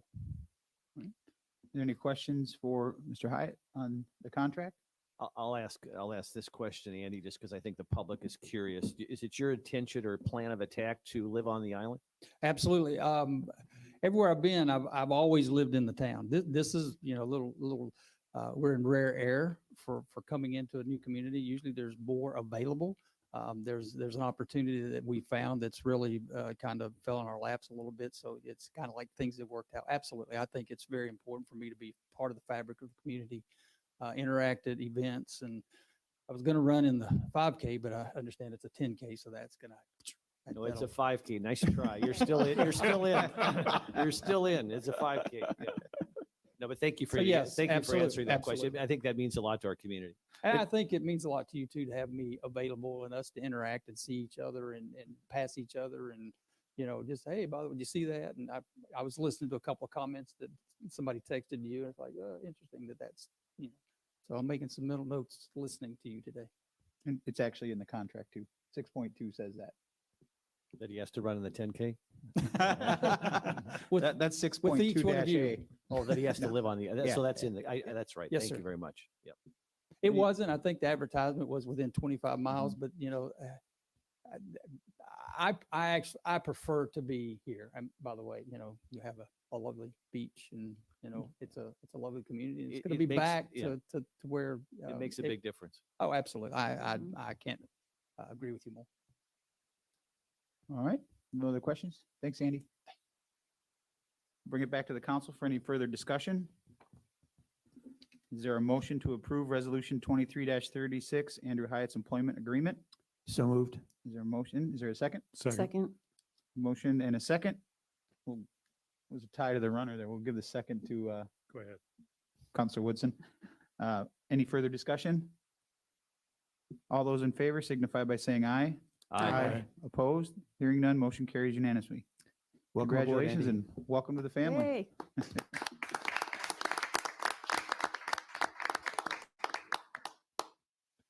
And Keith, you're welcome. Yeah. Thank you. Thank you very much.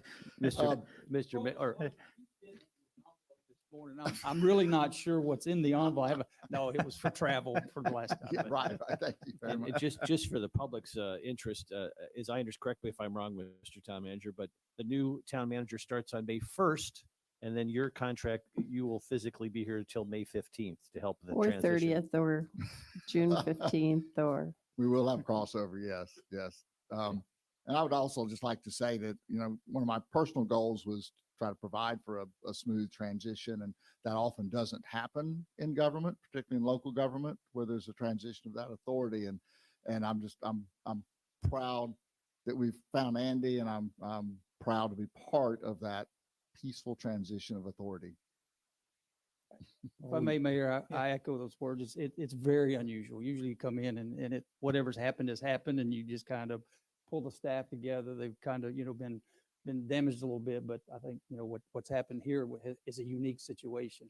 Also, just as a reminder with my son's impending wedding in June that I'll be out, but we've made provisions in the contract for that as well. So. Perfect. All right, we'll move on to the next administrative agenda item B, RFQ-22-25-AD, ongoing miscellaneous professional services. Approve and authorize the town manager to execute contracts with the top-ranked firms under each category for ongoing miscellaneous professional services. Town manager, you want to just kind of give a brief overview for those that may not understand what you're looking at here? Yeah, I don't have my notes here, but see what my backup says. Give me a moment. You I've know, had I don't- enough of this this is- short time attitude. I don't see it, Amy, I don't see it in the town packet either. If That's I why I may. don't have it then. This is the next step in the process that we have to follow through on pursuant to state law. When we procure certain types of professional services such as engineers, architects, et cetera, you have to place an RFQ. You then have to narrow down the list, and then you have to authorize the manager to enter into negotiations with the top ranked candidates. And now we're at the point of actually authorizing the manager to execute the agreements that with the top 5 candidates in each category, engineers, architects, coastal engineering, surveying, all the disciplines that were part of the RFQ. I understand, I'm just, in the packet, unless one came out that I missed after that, I don't have this in our, yeah, I'm trying to pull up, make sure there's, I just don't want to move forward with something that Sure. wasn't on the advertised packet.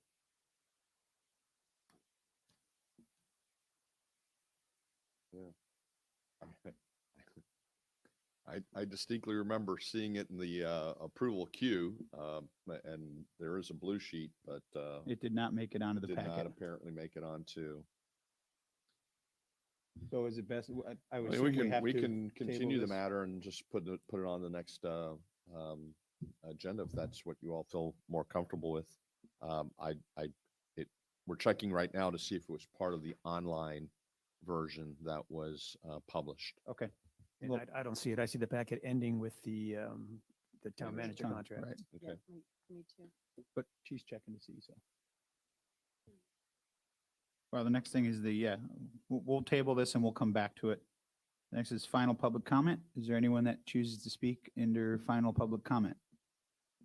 Yes, sir. Terry, come on up.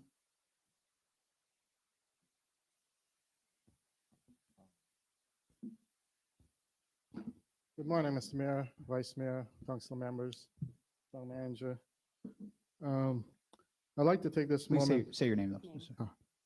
Terry Prasad. I'd like to take this moment to thank you guys for all the job you've done over the last 6 months in getting our island put back together. As a citizen of the island, I can't tell you how relieved it is to see, the good job that Calder Golf has done in removing all the garbage. And, in my street, I couldn't even drive in for the first 2 months, and, we're able to get back to normal. In saying that, as a business owner, as you know, I own the Sunset Beach Grill, which was completely destroyed by Hurricane Ian. And we're trying to put our businesses back together so we can survive and move on. I come before you and ask you for us to try to resolve our differences in the legal matters that we have facing us in a global settlement. This is something I've been requesting for over a long time. And I think it's time that, for us to move on and to rebuild our town, we need to get our differences settled. And my attorney was supposed to be here today, but his flight got rerouted to Orlando, so he's in limbo trying to get here, and I don't think he's going to get here. That's why I waited so long to come before you. As you know, Ian brings a lot of challenges to us, and having a significant piece in the Times Square, we need to work together as a team. And having these legal matters linger over our heads is not going to get us, to proceed to where we need to be. So what I've done is created, I don't have the legal or the settlement offer that my attorney compiled because he's not here, of course. We will be sending that to the town attorney, but I just have a brief letter that I wanted to give to each one of you so you can kind of see what we're proposing. so we can get this thing resolved and move on. So with that, I'm gonna just. I just want to make sure, John, can he because it's legal, can he hand that to us or does it have to go to you or just? No, I just want to make sure. He can provide it to you all. Okay. But as he indicated, full disclosure, neither I nor anyone on the town side has seen this. Okay. As you know, on a number of occasions, we have through outside counsel, because we are represented by outside counsel in some of this litigation, we have requested a formal written settlement proposal, and we've yet to receive it as of this morning. All right. So this is the Good. first I've seen of this. Okay. Thanks for bringing us all one. It's harder to share.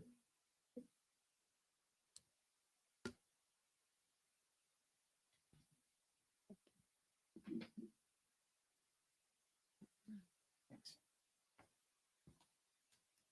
Thank you. Thanks, Terry.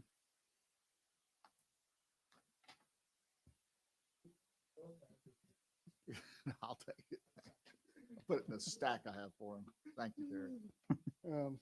Again, this is just a brief letter. The attorney will be drafting the settlement and sending that over to you guys, or he has it drafted, or else he will be sending it over to you, hopefully before the shade session this afternoon. But again, if you guys feel that there's anything that you need to add or subtract, we're all ears. At the end of the day, it's the council and myself that has to work it out. We just go through the attorneys. So if you guys can, give us any input that you want, how you want to settle, the attorneys will draft it up accordingly.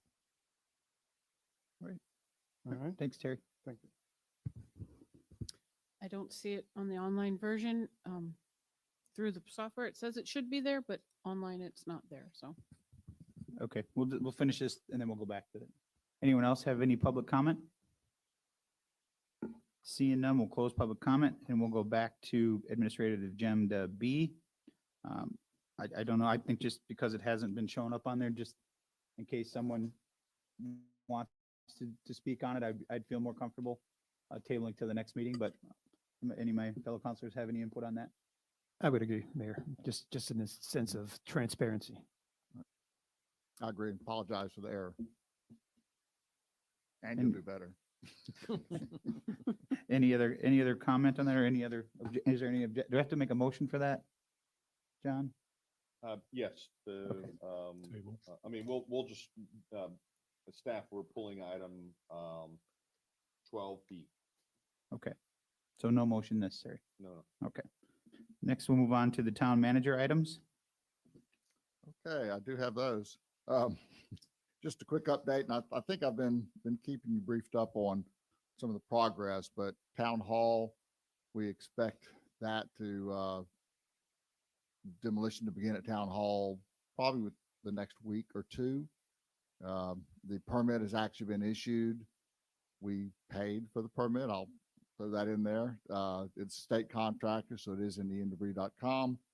And we're just waiting on the final approval to come off FEMA's desk right now. We have all of our insurance and engineering approvals, the structural approvals for the demolition of that. So anyway, a couple of weeks, Town Hall should be coming down. Bayside will be preparing a solicitation for reconstruction of Bayside here within the next couple of weeks also. So that should be out on the street. That'll be out for 30 days. And then the selection of a contractor for that. So that'll be late May, June for Bayside to commence. Bay Oaks is still in negotiation as far as I know with the contract with Gleason on there. There's been one issue with regards to liquidated damages, I think.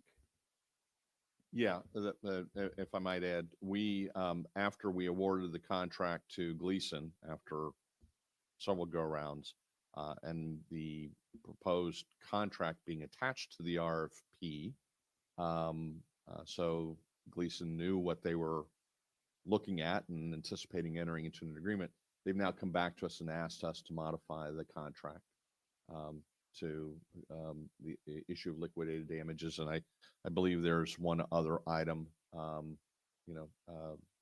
at this point in time, absent the town council directing us differently, staff's view of this issue is that they knew of what the contract terms and conditions were. It was attached to the contract, and there's not a strong inclination, at least on my behalf, unless the town manager states otherwise, or Mr. Hyatt states otherwise as he joins us in another 2 weeks. It is what it is, and we're going to leave it as is. So I will tell you, I'm not in favor of making any change. As you said, it was there beforehand.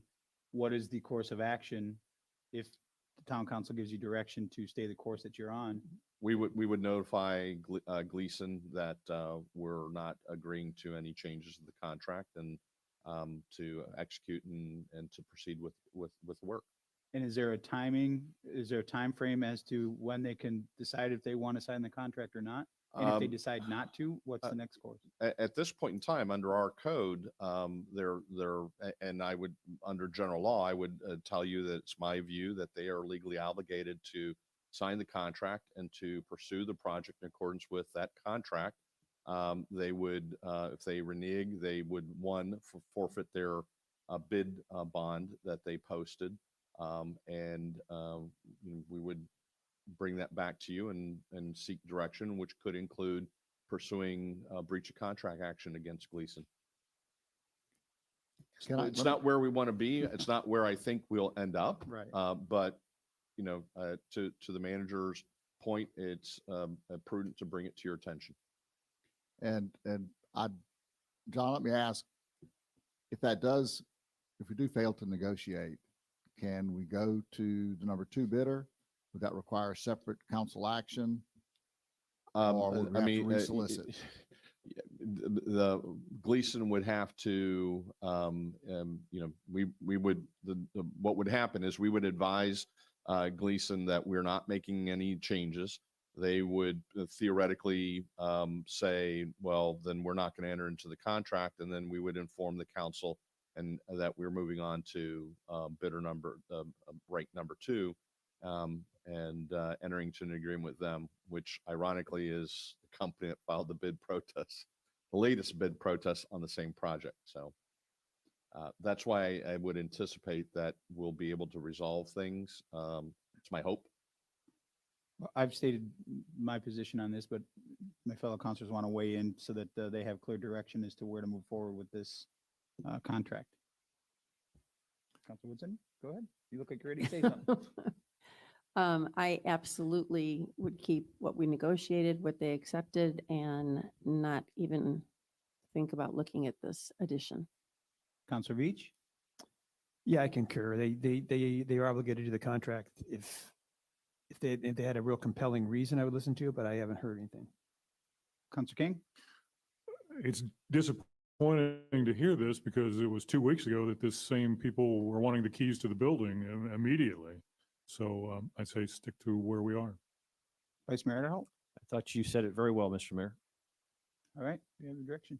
Thank you. Thank you for that guidance. And then also with all the rain, I'm sure there's gonna be a lot of questions about stormwater. Our stormwater project is about 50% complete of clearing the drains.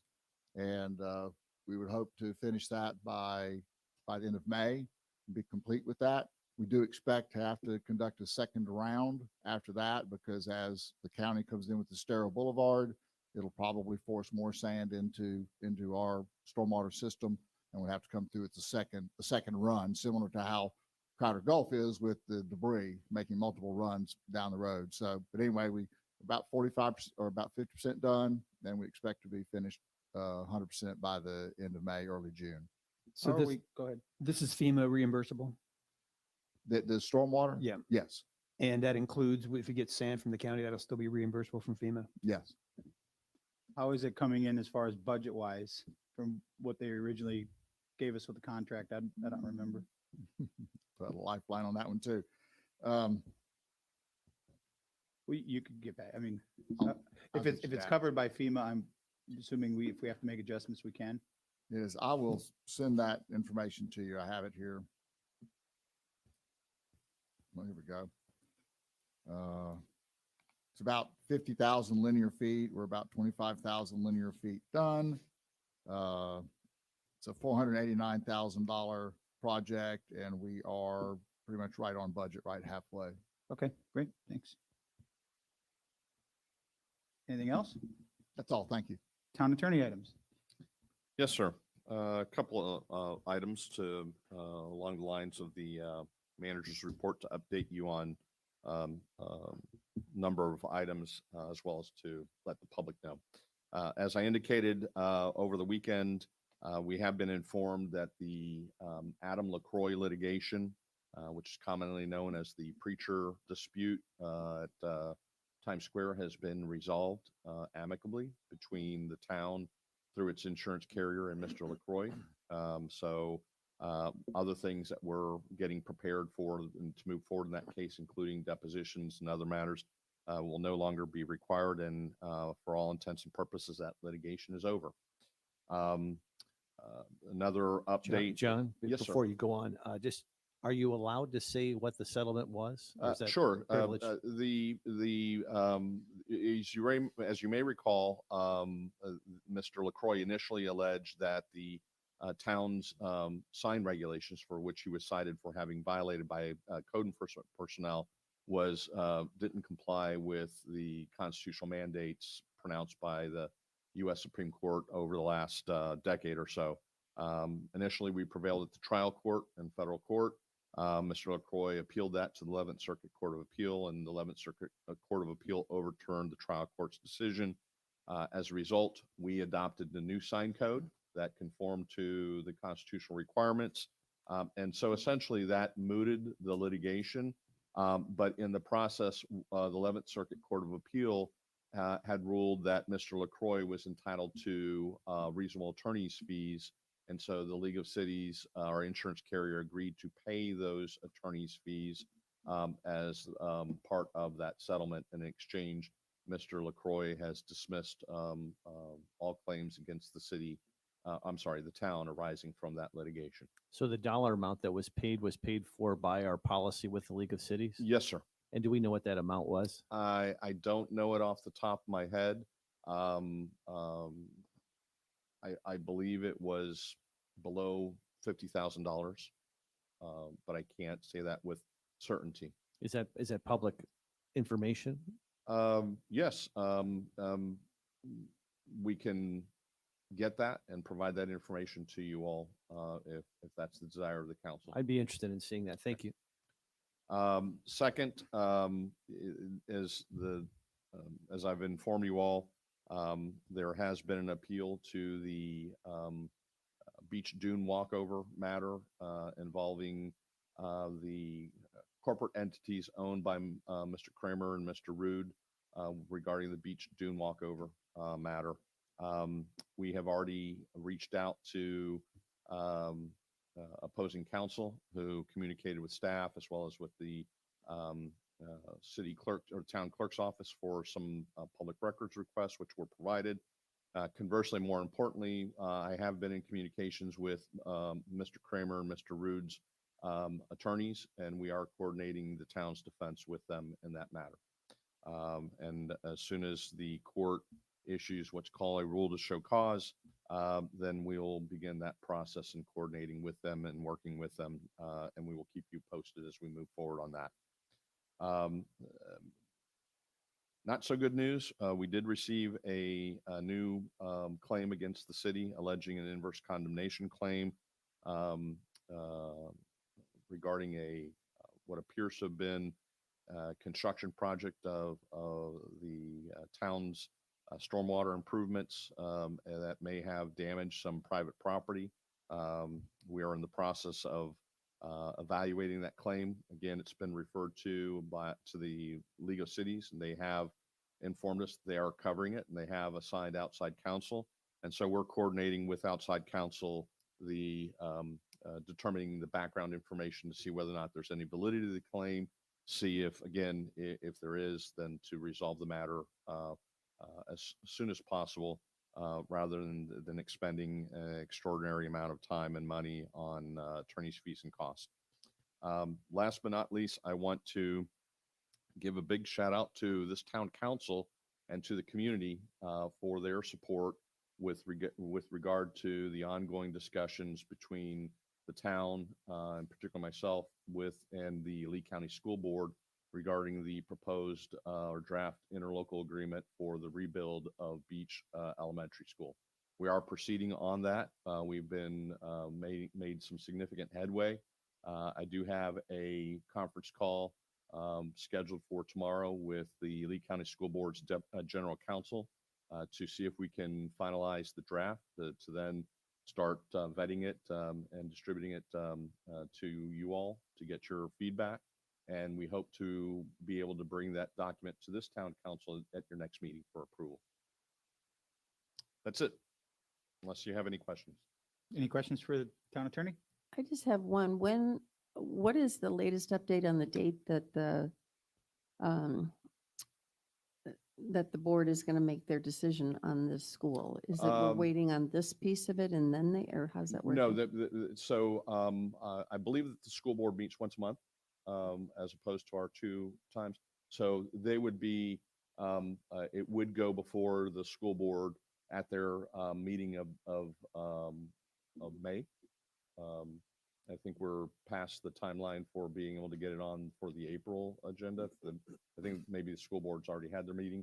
I don't know what day it is, but the idea is to bring it back to both of our respective boards in the month of May for approval. Any other questions for John? Thank you. Thanks, John. Council member items and reports. Counselor King, we'll start with you. Oh, boy. I guess just, I'm not sure where to go with this because Councilor Veach has mentioned it quite a few times, and seeing Terry Prasad in the audience today and hearing him talk. Times Square obviously is a very big, important issue, probably the heartbeat of the town.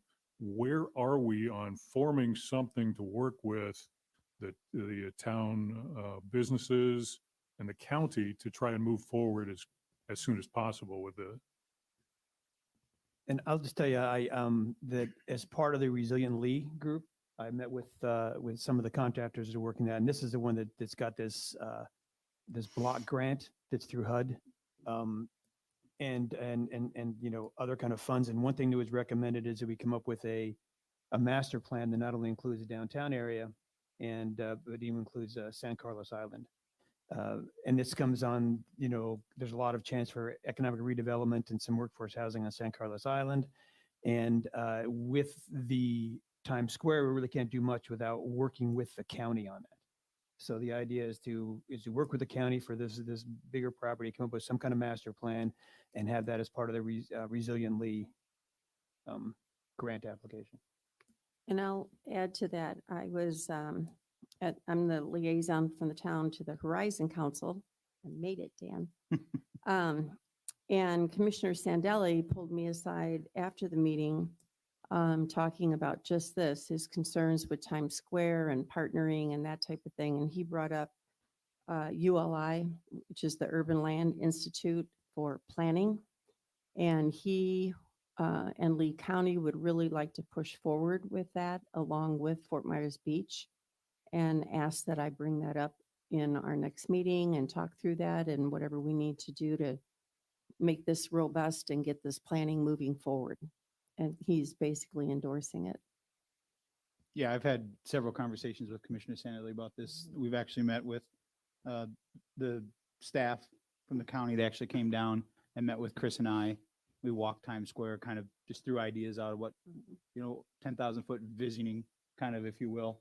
Everyone seemed to kind of be on the same page and agreed to try to move forward with the initial visioning, if you will, of Times Square with Urban Land Institute. I believe Commissioner Sandelli got the okay to go ahead and interact with them. So he and I talk about this quite often. So it is kind of moving forward.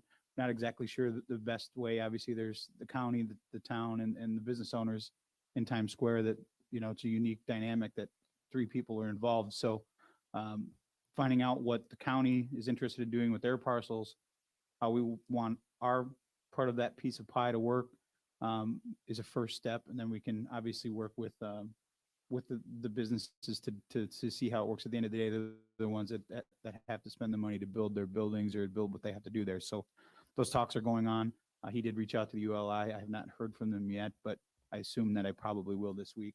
And between you and I'm sure, and the town staff will be able to give updates as we get them. Would this be, if we do engage it with this company, could we maybe have that as part of management and planning item?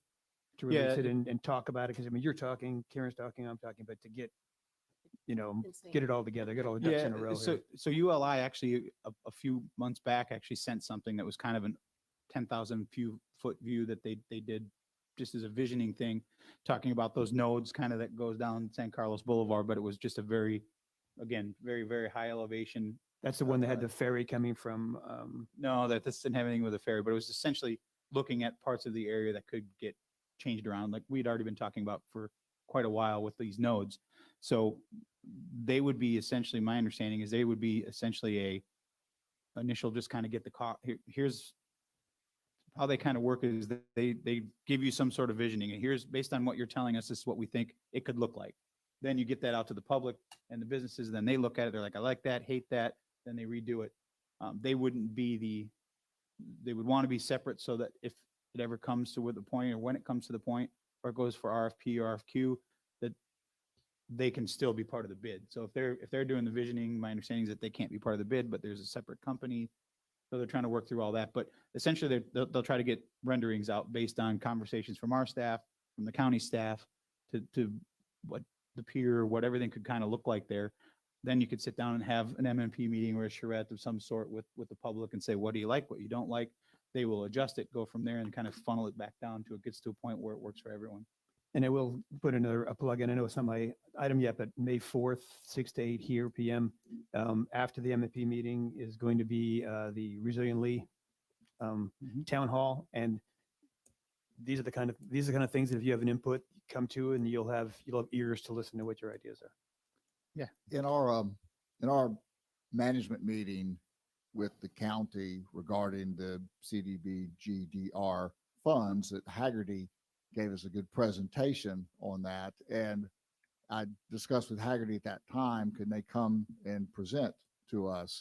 And I think M&P might be an excellent opportunity for them to do that, but I wasn't sure if that's been discussed at the committee level or not yet, to invite them here and supported at that level versus just me talking to Haggerty and saying, hey, come on down. But I think that's an excellent briefing that they could provide on maybe how to coalesce these activities, because we're talking about ULI and we're doing our own comp plan revisions, and there's Times Square, the needs for some visioning there. So it's kind of disparate, and I feel like the need to draw these together. And FEMA actually has a non-disaster support function that will help do that. And they did it for Mexico Beach also, where they bring in all those different interests and needs, such as, do we need to change our comprehensive plan to meet any of these goals? And they suggested a peer-to-peer process, which would be us meeting with the county, meeting even with Mexico Beach, of how did you get your job done there to participate. So I invited FEMA to also attend the May 4th MMP, just to sort of start listening to what we need and what directions we're going. John? Can I have a yeah. question for Counselor Veach? Did you just go through your items? No, we're still in You're Kings. fine. I'm sorry. He just asked such a good question. that Well, it just well, went while to we're the- on this issue, I just didn't want to forget Counselor Veach. On the meeting on the 4th from 6 to 8 PM at Diamond Head, the Resiliency Committee, what is it that you're looking for? Do you encourage the council? I know it's open to the public to take public input. Will it be like the NDOT meeting on the North Bridge, where you would want counselors to also come in and just share thoughts and concerns? Or how do you envision this thing happening? This is all set up by the Resilient League Group. But this is supposed to be an outreach program for people. And I think it's always good to have elected officials there. So if people want someone to talk to about their ideas, that they're talking to a decision maker. But do you want us to also share comments with the committee then as well? I mean, in other words, come to the mic and share comments with the Resiliency Committee that will be here on the 4th? I probably wouldn't, Huh? And it's a good question. I don't really consider, I don't know if this is considered a public We, meeting. we could advertise. Well, that was there'll just be gonna more say- than two. That was just going to go to the advertising piece because Yeah. just like we were we got in trouble all being at the school district, even though it was a publicly noticed meeting. I think if we could have that publicly noticed for the 4th, that way if we decide to make remarks, there's no issues. That's a good idea. Sorry, go ahead. Sorry, John. That's fine. Before I move- I guess I'm sorry. I just want to clarify with John that that is something that can be done. As long as it's clarified or it's advertised as a public meeting, that potentially more than one council member will be present. Yes, sir. Okay. Sorry, John, go ahead. No, I've Other lost, John. I've lost where I was going. Don't it, John? You're up. Thank you for the clarifications on all this. It's obviously a very important matter. I do support the coordination of the efforts and keep us involved or up to date calendar wise and things like that. That would be fantastic. And that's all I have. Council Woodson. Going back. Couple things, yeah, backwards. Just a couple things. So Jeff and I have been talking about possibly a 4th of July parade. So that historically has been something that Bay Oaks has coordinated and put together, and they have the template for it. And I am just asking from a council input, I mean, is this something that we're interested in doing? I know we can't have the fireworks unless somebody wants to donate 100 grand for us. But is this something that we as a town would be interested in to kick off or some of the midsummer events and keep people active? I would be interested in putting it at least on an M&P for discussion. For me, I'd want to kind of see where Estero Boulevard is, as we heard today. There's a lot of concrete out there. But I'd be open to the discussion at an M&P. That'd be tough for kids to dig candy out of concrete blocks. We could maybe get the sand off the sidewalks too again. So could we put that on the agenda for the May 4th M&P? Because we can't probably go much later than that, right, Jeff? Because we need to really coordinate and have people sign up and do their floats and all that type of thing, but I'm good with it's a adding big that to deal. the agenda for the May 4th And M&P. if you're okay with it, Councilor Woodson, when you come to talk at the M&P at that, if you could have all the costs associated with it from previous parades as to what the expense to the town's going to be. Good, okay.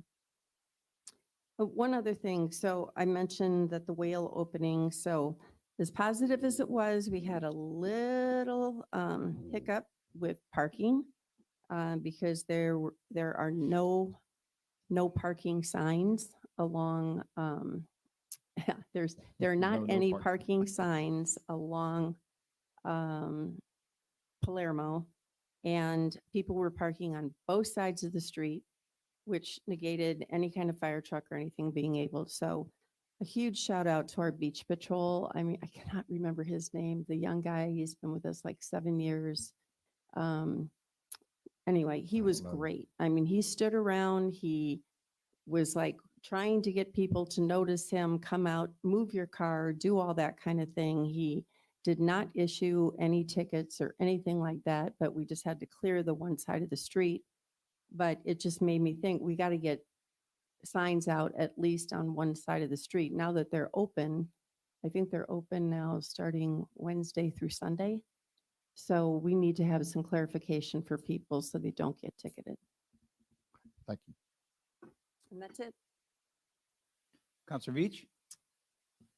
Okay, yeah, so going back to the Resilient Lee, the other thing that, because I think my understanding, and I'm still kind of trying to catch up on all this, is that we have to put projects into a portal. And that portal, I think they really want that to be vetted through council.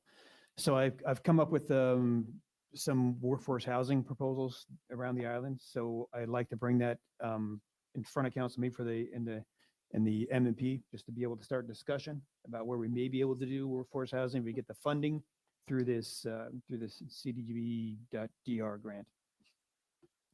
You know, I was curious about this.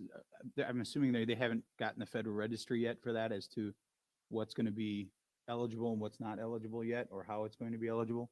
I think that's supposed to come out next month.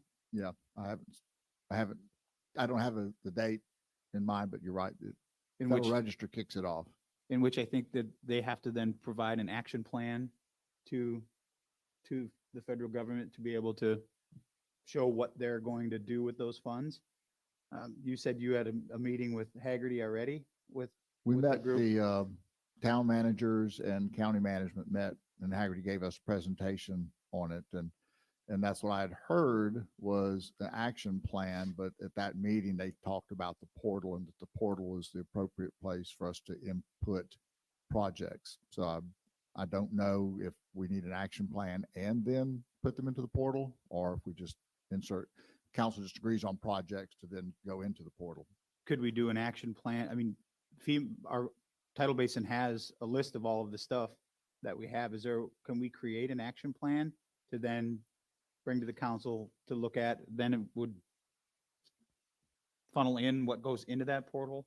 Just trying And to figure out. I did enter some stuff in, I think the first instance is fairly casual, but I entered in some things into the portal that, like you said, were in the spreadsheet of things that we're already working on, and including things that have matches and whatnot. I Yeah. also, I've been to one of these meetings, but also met with a couple of the contractors, and they were also, that we know some of the parameters of this, and part of it is 75% is supposed to go for the benefit of low and moderate income. That some say that can be modified, some say it's extremely difficult, it takes years. And the other is through HUD. So a lot of it is very focused on housing, as is Kevin Rain, the chair. So, I think it's important for us just to make sure we put whatever it is out there that we think we may want to get funding for, and it's not really a commitment to do it, but it's a way to make sure we don't miss out on the funding. And we do have a list of, I think that was the spreadsheet you referenced, of unfunded projects. Well, We have a list of I'm a little those. concerned. So anybody can essentially just import into this porthole of ideas that they have? They sent me the email since I'm on the committee. So you're the one that's going to be importing all the ideas, or is the Well, staff I member? assume this is going to have some staff support. I'm just trying to figure out what the process is. Yeah, like you said, you Well- were in I wasn't in the last meeting, so. I And I'm wasn't sure. trying to figure it out too, because I've been in one meeting I- and know what the process is. I And they guess it- didn't mention the, council vetting when I talked to them before. But then last time they did. So we need to come up with some kind of way to make sure we just get our projects in the queue. So because if we don't put them in, I assume we're not going to get any money for them.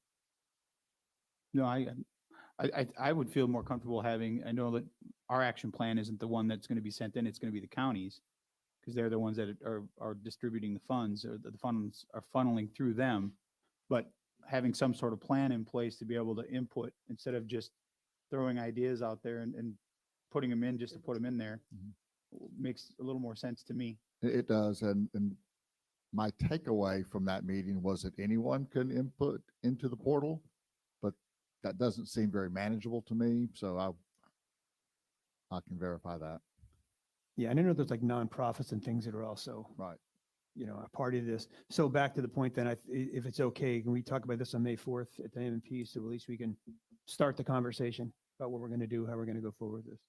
Sure. Is it possible, Keith, to have some sort of broad action plan, I guess, if you want to use that word, to kind of work from? Certainly, yes. Okay. And it can start with that spreadsheet and we can massage from there. It's your item, Counselor Reach. I just want to make sure you're Yeah. okay with that. And okay, and I've already passed some things on to Keith, and now some other opportunities that come up for workforce housing, then I'll put on the list. So we have some targets for that.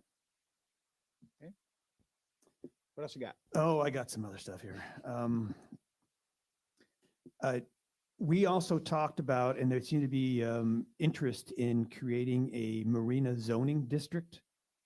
Because there were some things about that we may be able to, a way to maybe hopefully preserve marinas, but allow them some redevelopment. I wonder if there's interest to put that in an M&P, just to start talking about what that would look like. Maybe the staff could bring us some examples of marina zoning districts. So as people rebuild, we have that in place.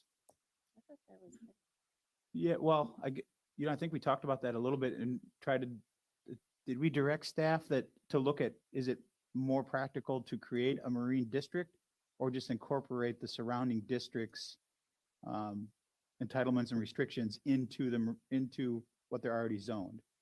I thought that was kind of how we try to figure out how we could do that without having to adjust the comp plan, maybe through the land development code to incorporate the density and the floor area ratio and all that into what they're currently zoned.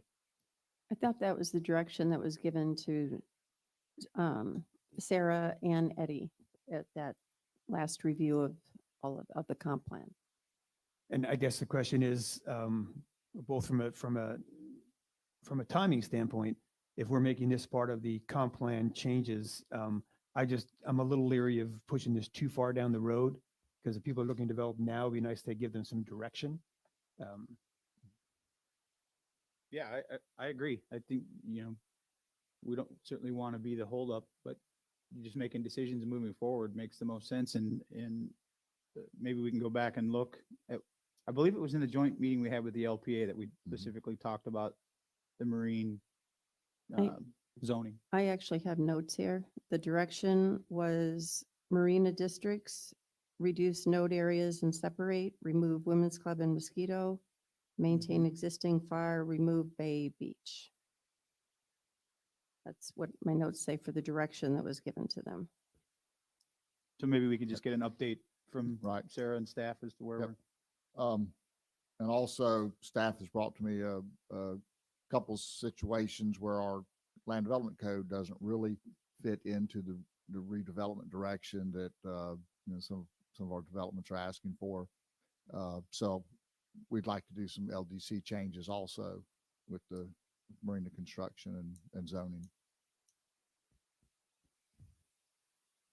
What else?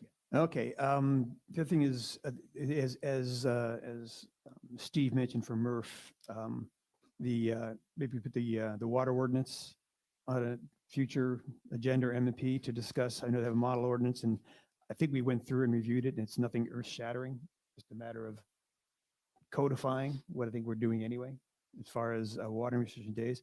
If there's consensus to put that on a future agenda. I'm okay with that. Okay. The talk we had about the upper lateral sewer inspection, when a house is rebuilt, is that something that people are interested in exploring? You're talking about what the town manager referred to as far as rebuilding a house and having to have that inspected? Yeah, he mentioned about when it's Selling. sold to have it It's sold. inspected, but I think that since so many people are rebuilding now, Sure. and it kind of makes sense to get that inspected before you put a new house on an old sewer line. Yeah, I guess it makes, I mean, if you're building a new house, it only makes sense to redo the plumbing if you're already at bare ground, but I'd be okay with the discussion. Okay.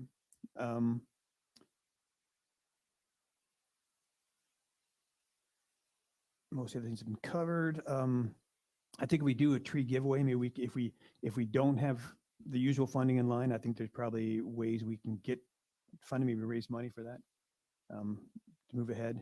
And the last thing and this is something that, because of going to the post office a lot more than we usually do, Caroline Street right away seems really, really narrow.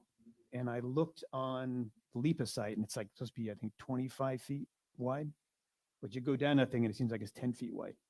I wonder if we can maybe put some staff on trying to figure out where that right away went to and make that a more usable street. It was like that before the storm though too.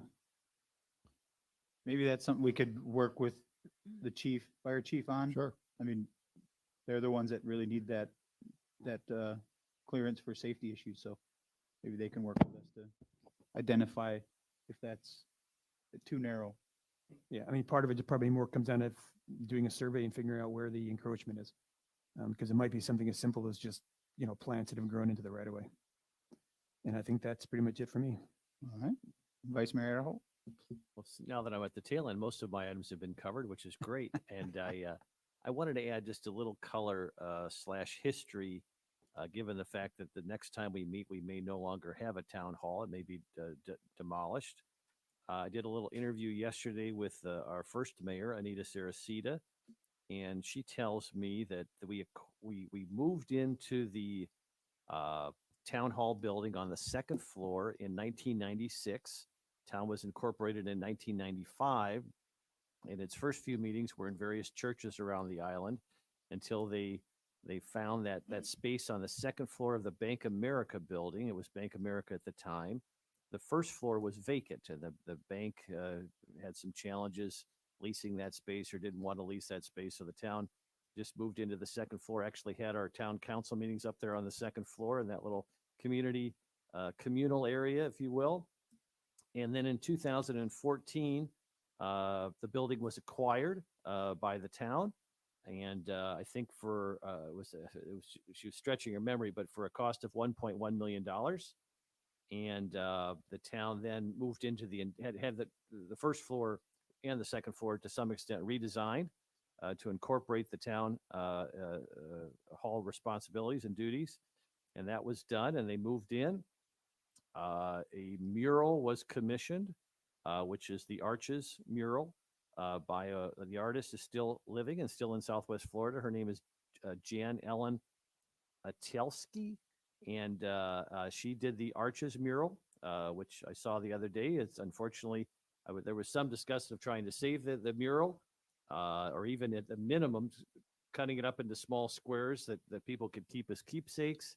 But the mold is pretty bad in there, and it's kind of on a drywall type material.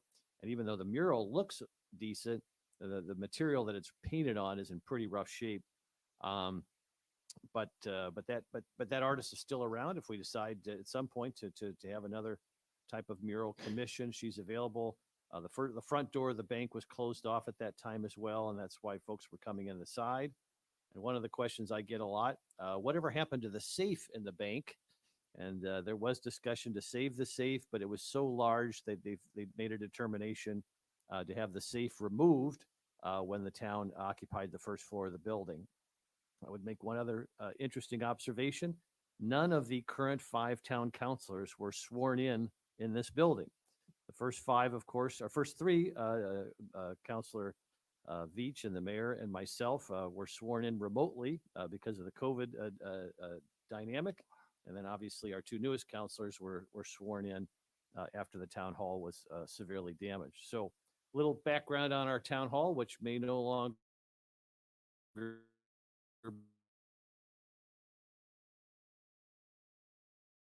be very, very soon. All right. About it, but I wanted to bring it up to my fellow counselors to see if there was an interest to maybe revisit this parking app. I don't know how any other way to say it, but then it's a dumpster fire. I'd really like to have whoever the company is come in so that we can talk to them. We're still having issues with people who put in 4 hours that they want to stay, which is great. They're happy about that, but now they've decided maybe they want to stay another 2 hours or 3 hours or 4 hours, but it's telling them that they can't in that zone where they're parked. So it's physically making them either run out of time, wait a certain amount of period, the 10 minutes or whatever it is, to be able to re-up in that zone. And sometimes you can't even do it then. You have to actually physically move to another parking spot to be able to do it. In our discussions that I talked about earlier with the county officials that were down here, they're on board with us working together to get the same app so that there's not 3 different places you have to go to park if you're coming to Lynn Hall Park or you're coming to, use our spots or whatever. But it's just, it shouldn't be that difficult. Software nowadays can be changed in a matter of seconds. And it seems like we're still having issues with something that I don't think we need to be receiving emails over of parking things that this software company could very easily fix. And if they can't fix it, then we'll find someone who can do it. But if anybody else is okay with trying to get staff to get them in here to answer some of our questions, and maybe the constituents can then come out and let them know how their product is functioning. I'd be interested to have this staff give us a comparison of what we're using now and what the county's using if they're different. Sure.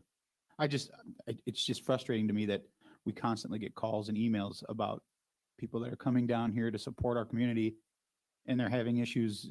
They're spending their time down here trying to figure out an app that should be very, very simple and very, very easy to use. Especially if you just want to, to me, it's as simple as when you get that alert, it should pop a window up that says you've got 10 minutes or 15 minutes left. Do you want to extend your time? Yes or no? And then it takes you here. It's not that difficult to do. It's pretty simple. But again, it still hasn't been done. And as of this Saturday, as a matter of fact, Ed sitting in, he happened to have that issue that came up again. He was the second one of the day that I'd talked to that had that problem. So we need to take a look at it, in my opinion, and get it corrected before we get busy again. Got it. And I'm totally in agreement, especially now since we've approved the fees and we've hiked the parking fee to $77. So now, even before this was the time, but now is certainly the time. Okay, that's all I've got, unless someone else has any. Yeah, go ahead, John. Just want to remind the council members that we do have a series of executive shade meetings starting at 1 o'clock this I afternoon. was going to ask you if that was still on, so thank you sir. for reminding me. And John, are you allowed, just so the public can hear, I know that public, it's a shade meeting, but can you say what the shade meetings are, how they were noticed and what they involve? Yes, the notice has been posted on our website. They involve 3 matters that we've requested the opportunity to meet with you in outside the sunshine. One in the first case involves the Jamison versus Town of Fort Myers Beach, Florida case, which is an inverse condemnation claim. The second and third items both involve Prasad Properties Investments versus Town of Fort Myers Beach. One is the federal litigation pertaining to the sale of alcohol at the Sunset Grill, and the other one is regarding the implementation of the settlement agreement in the commonly referred to as the Junkanoo case, which involves the 2 homes on Estero that were adjacent to what used to be the location of the Junkanoo restaurant. Thank you. And these are, this is just for us. Their attorneys are not going to be here for this. This is, That is correct. This is outside the sunshine. The people who can attend is limited to those who were initially listed. And that basically is town council, town manager, court reporter, and our council, including myself and our outside counsel. and the only topics we're allowed to discuss in the shade meeting is related to these The- incidents. The settlement of the disputes and litigation costs related to the ongoing cases, limitation. All right, thanks for the update, John.